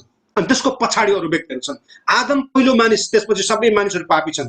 अर्डरमा, र्याङ्कमा आदम चाहिँ कमान्डर थियो। येशू ख्रीष्टमा जीवन छ। येशू ख्रीष्ट चाहिँ पहिलो कमान्डर हुनुहुन्छ। अनि येशू ख्रीष्टमा विश्वास गर्ने अरू सबै असंख्य जातिहरू छन्। अनि परमेश्वरले न्याय गर्नुहुँदा चाहिँ यसरी यसमा अर्डर भन्ने शब्द त्यस कारणले गर्दा प्रयोग गरिएको। नेपाली बाइबलमा क्रममते भनेर भनेको चाहिँ हामीले बुझ्दैनौँ। तर अङ्ग्रेजी बाइबलमा चाहिँ God will judge the world according to its order भनेको छ। There are only 2 orders. Orders of Adam and orders of Jesus. दुईटा मात्रै अर्डर छ। अनि त्यसपछि न्याय गर्नुहुन्छ। अब तपाईँ हामीले पनि सजिलै न्याय गर्न सक्छौँ। आदममा छ भने के हुन्छ? स्वर्ग जान्छ? जाँदैन। एकदम भेरी क्लियर है। येशू ख्रीष्टमा छ भने नर्क जान्छ? जाँदैन। न्याय एकदम चुटकी भरमा न्याय गर्नुहुन्छ परमेश्वरले। अनि तपाईँ हामीले चाहिँ के थाहा गर्नु पर्यो भन्दाखेरि हामी कुन अर्डरमा छौँ, कुन चर्चमा छौँ भनेको होइन है मैले, कुन कलेजमा छौँ भनेको होइन मैले, कुन अर्डरमा छौँ। तपाईँ हामी आदमको अर्डरमा छौँ कि येशू ख्रीष्टको अर्डरमा छौँ? आदमको अर्डरमा सबैको मृत्यु हुन्छ, तर येशू ख्रीष्टमा सबैले जीवन पाउँछ। अनि हामी अहिलेसम्म आदमको अर्डरमा छौँ भने चाहिँ हामी येशू ख्रीष्टमा मात्रै जीवन पाउँछौँ। अनि येशू ख्रीष्टमा जीवन पाउँछौँ। येशू ख्रीष्टमा जीवन पाउनको लागि के गर्नु पर्यो भनेर चाहिँ येशू ख्रीष्टमा जीवन पाउनको लागि चाहिँ हामी नयाँ गरेर जन्मनु पर्यो। नयाँ गरेर जन्मनु पर्यो अनि मात्रै हामीले स्वर्गको राज्यमा प्रवेश गर्न पाउँछौँ। अब नयाँ गरेर जन्मनु पर्ने कुरामा कुनै पनि दुविधा छैन, कुनै पनि दुविधा छैन यहाँनिर। अब नयाँ गरेर जन्मनु भनेको येशू ख्रीष्टले स्पष्ट भन्नुभयो। यूहन्ना 3 अध्यायको अगाडि पढ्नुभयो भने येशू ख्रीष्टले भन्नुभयो आत्मा र पानीले। कोही आत्मा र पानीले जन्मिएन भनेको छ। अब आत्मा र पानीले भनेको के हो त? त्यसलाई चाहिँ अब आउने अर्को सेसनमा म तपाईहरुलाई परमेश्वरको वचनबाट देखाउँछु। यदि मैले तपाईहरुलाई आज नयाँ गरेर जन्मनु पर्छ मात्रै भने, तर नयाँ गरेर जन्मने तरिकाहरु तपाई हामीले जानेनौँ भने म त गलत साबित हुन्छ नि त, हैन? त्यसकारणले गर्दा अब आउने सेसनमा चाहिँ हामी कसरी पानी र आत्माले नयाँ गरेर जन्मन सक्छौं त, त्यो हामी परमेश्वरको वचनबाट हेर्नेछौँ। र आज चाहिँ म यसलाई यही नै अन्त गर्न चाहन्छु आजको यस अध्ययनलाई। आशा गर्छु यहाँहरूले केही न केही कुराहरू सिक्नु भएको छ। यदि आज यहाँहरूले सुन्नु भएको, सिक्नु भएको यो वचन यहाँहरूको जीवनमा काम गर्छ भने यसलाई कृपया गरेर आफैमा चाहिँ नराख्नु होला, यसलाई अरू पनि प्रचार गर्नुहोस्। थुप्रै माध्यमहरू छ हामीले प्रचार गर्न सक्ने, यहाँहरूले पनि प्रचार गर्नु। यसलाई मैले अध्ययन गरेर, अनुशासन गरेर, अनुसन्धान गरेर, प्रार्थना गरेर जुन कुरा मैले सिकेँ यसलाई मैले आफैले राखिनँ, मैले हजुरहरू समक्ष पुर्याएँ। त्यसकारणले गर्दा अब हजुरहरूले यसलाई सुन्नुभयो, अब यसलाई हजुरहरूले अरूलाई पुर्याउनै पर्छ। मैले त हात उठाएँ किनभने प्रभुको अगाडि म स्पष्ट भन्नेछु, प्रभु जुन कुरा मैले सिकाउनु पर्थ्यो मैले सिकाएँ। अब त्यसपछि हजुरको हातमा छ। हजुरले यो कुरा सिक्नुभयो, यसले हजुरको जीवनमा के अर्थ बनाउँछ भने अब हजुरहरूले चाहिँ गएर अरूलाई सिकाउनु पर्छ। हामी मात्रै जानेर हुँदैन। मैले यस्तो समय भइ नभयो हजुरहरूले सिकाउनु जरुरी थिएन नि, हैन? अब हजुरहरू मभन्दा जान्ने हुनुहुन्छ नि त, मैले हजुरलाई सिकाएर राख्नुपर्ने कुरा छैन नि त। तर जुन कुरा हामीले सिक्छौँ, जुन कुरा परमेश्वरले दिनुहुन्छ, सिकेर अरूलाई सिकाउनुपर्छ, सिकाउँदै जानुपर्छ। अनि त्यसपछि मात्रै परमेश्वरको राज्यको विस्तार हुन्छ। अब यसलाई समरीमा है, यसलाई अब अन्तिम क्लोज गर्नु पर्दाखेरि जुनै पनि कम्पनीले जुनै पनि कुरा उत्पादन गर्दाखेरि सबैभन्दा पहिला मास्टर कपी बनाउँछ। उसले एकैचोटि हजारौं लाखौंवटा कुराहरू उत्पादन गर्दैन। सबैभन्दा पहिलाचोटि उसले मास्टर कपी बनाउँछ। मास्टर कपीमा उसले सबै कुराहरू हालेको हुन्छ अनि त्यो मास्टर कपीले काम गर्यो भने मात्रै उसले हजारौं लाखौंवटा उत्पादन गर्छ। येशू ख्रीष्ट पहिलो कोरिन्थीको 15 अध्याय अनुसार मास्टर कपी हुनुहुन्छ। त्यो मास्टर कपीले काम गरेको प्रेरित पावलले स्पष्ट गर्नुभयो, हैन? येशू ख्रीष्टमा प्रेरित पावल मारिएका छन्, गाडिएका छन्, उसको पुनरुत्थान भएको छ, उनी स्वर्ग गएका छन्। येशू ख्रीष्ट मास्टर कपी हुनुहुन्छ अनि येशू ख्रीष्टमा उनीहरूले नयाँ जीवन पाउँछन्, त्यसमा कुनै पनि शंका छैन। येशू ख्रीष्ट मास्टर कपी हुनुहुन्छ। दुईटा अर्डरहरू छ, एउटा आदमको अर्डर र एउटा चाहिँ येशू ख्रीष्टको अर्डर। आदमको अर्डरमा हुने सबै मृत्यु हुन्छ, येशू ख्रीष्टको अर्डरमा हुने सबै जीवन पाउँछन् भनेर भनेको छ। अनि प्रेरित पावलको प्रार्थना फिलिपी 3:10 पद अनुसार बडो गहन छ। यो प्रार्थना तपाईँ हाम्रो पनि भन्नुहोस्, हामी पनि त्यही भनौँ। तपाईँ हामीले पनि कि प्रभु म तपाईलाई चिन्न चाहन्छु, तपाईले गर्नुभएको कुराहरू म अनुभव गर्न चाहन्छु। तपाईँ हाम्रो पनि प्रेरित पावलको यो प्रार्थना, फिलिपी 3 को प्रार्थना प्रेरित पावलको मात्रै नभएर यो चाहिँ यो मेरो आवाजलाई सुन्दै गर्नुहुने हजुर हरेक प्रभुका जनहरूको यो प्रार्थना भन्नुहोस्। परमेश्वरले यहाँहरू सबैलाई आशीष दिनु भएको होस्। यो वचनलाई म यहीँ राख्छु र अबको समय फेरि म सञ्चालक दिला दिनेछु। यो सबैजनालाई जय मसीह।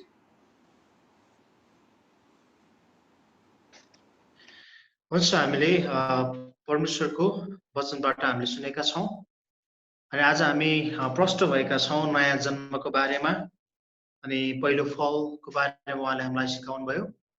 साथसाथै आदम र येशू ख्रीष्टको बारेमा हामीले आज एकदमै प्रष्ट तरिकाले हामीले बुझेका छौँ र जुन हामीले बुझेका छौँ, जानेका छौँ, हामीले सिकेका छौँ अनि यो कुरा चाहिँ हामी अझै सिक्दै अनि अरूलाई सिकाउने हामी हुनेछौँ भन्ने बाचा पनि गरेका छौँ। हुन्छ, अब अन्तिम समयमा आइसकेका छौँ अनि आजको वचन ल्याउनु हुने हाम्रो दाजुलाई परमेश्वरले धेरै आशिष दिनु भएको होस्। मिठो वचन हाम्रो माझमा ल्याउनु भयो र अन्तिम भागमा हामी आइसकेका छौँ। अब हामी अन्तिम प्रार्थना गर्नेछौँ र फेरि पनि हामी अघि सूचना मैले दिइसकेको छु, हामी अर्कोचोटि फेरि पनि बेला भइकन यसरी नै परमेश्वरको महिमा गर्नेछौँ र अन्तिम समय यो अन्तिम प्रार्थना चाहिँ आदरणीय पास्टर रणबहादुर गुरुङज्यूलाई दिन चाहन्छु। उहाँले अन्तिम प्रार्थनाको साथसाथै अनि आजको प्रार्थना गरिकन हामी यहाँबाट छुट्नेछौँ। यो समय उहाँलाई पास्टर रणबहादुर गुरुङज्यू उहाँले अन्तिम प्रार्थना गरिदिनुहुन्छ।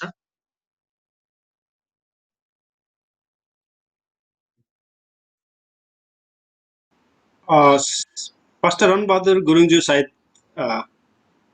देखिनु भएको छ होइन, उहाँ डिस्कनेक्ट हुनुभयो जस्तो छ।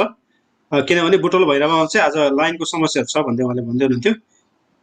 पास्टर रणबहादुरजीलाई हामीले देखेनौँ यहाँ लाइनमा।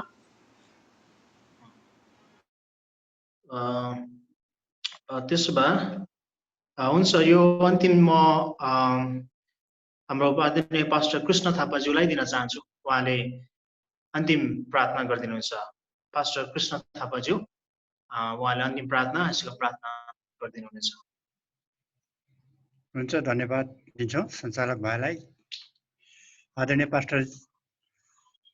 पास्टर एल्डर डिकन जो जतिजना हुनुहुन्छ, अग्रजहरू र जति पनि अनलाइनमा उपस्थित प्रभुका जनहरू हुनुहुन्छ, सबैलाई मेरो जय मसीह। आउनुहोस्, आज महत्त्वपूर्ण कुराहरू हामीले सिकेका छौँ, जानेका छौँ कि जो चाहिँ नयाँ भएर जन्मिँदैन त्यो स्वर्गको राज्यमा जान सक्दैन भन्ने कुराहरू। अनि यो एकदमै महत्त्वपूर्ण शिक्षा हामीलाई सिकाउनु हुने पास्टर विमल थापाज्यूलाई म धन्यवाद दिन चाहन्छु। र हामी आशा गर्छौँ आउने दिनहरूमा पनि अझै योभन्दा गहिरो गहिरो कुराहरू हामी उहाँसँग सिक्न पाउँछौँ र प्रभुले धेरै आशिष दिएको होस्। आउनुहोस्, हामी अन्तिम प्रार्थना गर्नेछौँ अनि हामी आजको सेवालाई यहाँ अन्त गर्नेछौँ। अनि म आशिषको प्रार्थना दिएपछि आजको सेवालाई हामी यहाँ विसर्जन गर्नेछौँ। आउनुहोस्, हामी प्रार्थना गरौँ। धन्यवाद दिन्छौँ जीवित परमेश्वरलाई, किनभने प्रभु तपाईँको अनुग्रह र कृपा हामी माथि छ। यसकारण प्रभु हामीले यो मौका पाएका छौँ कि हामी टाढा नजिकबाट पनि संसारभरि नै हामी एक भएर प्रभु तपाईँ परमेश्वरलाई धन्यवाद, तपाईँको महिमा र तपाईँको दासबाट जिउँदो पवित्र वचन हामीले सुन्न पाएका छौँ, सिक्न पाएका छौँ। र प्रभु हामीलाई कसरी चाहिँ प्रभु एउटा नयाँ भएर जन्म लिनको लागि यो संसारमा फेरि पनि प्रभु यीशु ख्रीष्ट तपाईँले आएर आह्वान गर्नुभयो र प्रभु कसरी प्रभु तपाईँ परमेश्वरले त्यो साँचो वचनमा हिँड्नका लागि तपाईँ परमेश्वरले हामीलाई सिकाउनु भएको छ।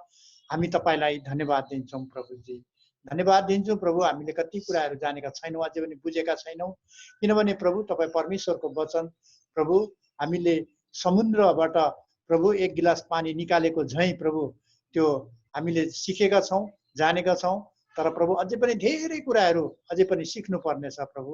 यो हामी सिकेर त सक्दैनौँ पुरा, तर पनि प्रभु हामी बाँचुन्जेल प्रभु हामीले जति पनि तपाईँबाट तपाईँको दासहरूबाट जिउँदो वचन हामीले सिक्न पाएका छौँ प्रभु। तपाईँ परमेश्वरलाई धन्यवाद दिन्छौँ र पवित्र आत्मा परमेश्वर तपाईँले सहायता गर्नुभयो तपाईँको दासलाई। अझै पनि हामी प्रभु आशा र विश्वास गर्छौँ कि अझै पनि प्रभु तपाईँको त्यो गहिरो गहिरो वचनहरू प्रभु हामीले तपाईँको दासहरूबाट सुन्न सक्छौँ, बुझ्न सक्छौँ र सिक्न पाउन सक्छौँ भन्ने प्रभु हामी आशा विश्वास गर्दछौँ। धन्यवाद दिन्छौँ प्रभु तपाईँको दासलाई पनि प्रभु अझै प्रभु धेरै मात्रामा तपाईँ परमेश्वर ज्ञान बुद्धि अनि समशक्ति दिनुहोस् र पवित्र आत्माको शक्ति अनि सामर्थ्यमा प्रभु त्यो छोराले हामीलाई केही धेरै कुराहरू सिकाउन सकेको होस्। धन्यवाद दिन्छौँ प्रभु। हामी उहाँको प्रभु मिनिस्ट्रीमा उहाँको परिवारको लागि प्रभु तपाईँ परमेश्वरले आशिष दिनुहोस् र प्रभु हामी सबै हामी जो जति टाढा नजिक छौँ हामी प्रभु टाढा नजिक भए तानि प्रभु तपाईँ परमेश्वर सर्वव्यापी सर्वज्ञानी परमेश्वर हुनुहुन्छ। तपाईँ हामी साथ हाम्रो साथ रहनुहोस्, हामी प्रत्येकको साथ। र प्रभु अहिले आएको महामारीबाट हरेक जोखिम र प्रभु हाम्रो दुर्घटना र प्रभु हामीलाई हरेक प्रभु त्यो रूढीबाट हामीलाई सुरक्षितसँगले राख्नुहोस्। म प्रार्थना गर्दछौँ तपाईँको पुत्र प्रभु यीशु ख्रीष्टको त्यो थुमाको रगत म प्रत्येकको जीवनमा म अप्लाई गर्न चाहन्छु प्रभु यस ठाउँबाट। र प्रभु स्वयं हाम्रो जीवनमा प्रभु परमेश्वरले त्यो तपाईँको रगत हामी अप्लाई गर्न चाहन्छौँ प्रभु। धन्यवाद दिन्छौँ प्रभु तपाईँ परमेश्वरलाई। फेरि पनि हामी आशा र विश्वास गर्छौँ प्रभु आउने हप्ता फेरि पनि पास्टर र रेभरेन्ड इमानुएल जोसुवाबाट हामी प्रभु तपाईँको जिउँदो वचन फेरि पनि हामी सुन्न गइरहेको छौँ। प्रभु उहाँलाई नि प्रभु आत्मामा अब तयार गर्नुहोस् र प्रभु जे जति वचनहरू प्रचार गर्छन् प्रभु तपाईँ परमेश्वरले हामीलाई त्यो वचनबाट आशिष तुल्याउनुहोस् प्रभुजी। धन्यवाद। आजको सेवामा तपाईँ प्रभु परमेश्वरले सहायता गर्नुभयो। हामी जो जतिजना छौँ थोरै मात्रा भए तानि प्रभु तपाईँ परमेश्वर हाम्रो माझमा रहनुभयो र वर्शिप गर्नेलाई छोरीलाई र प्रभु लिड गर्ने छोरालाई लगायत तपाईँको दास जसले प्रभु जीवित वचन लिएर आएका छन् प्रभु तपाईँ परमेश्वरले उहाँलाई अझै पनि प्रभु प्रयोग गर्नुहोस् र आशिष दिनुहोस्। धन्यवाद दिन्छौँ। प्रभु यीशु मसीहको अनुग्रह, परमेश्वर पिताको प्रेम, पिता पुत्र पवित्र आत्माको सङ्गति जबसम्म उहाँको दोस्रो आगमन हुँदैन तबसम्म हामी यहाँ प्रभु अनलाइनमा छरिएका जे जतिजना हामी यहाँ छौँ हामीसँग तपाईँ सदा सर्वदा बनिरहन्। आमेन। हुन्छ।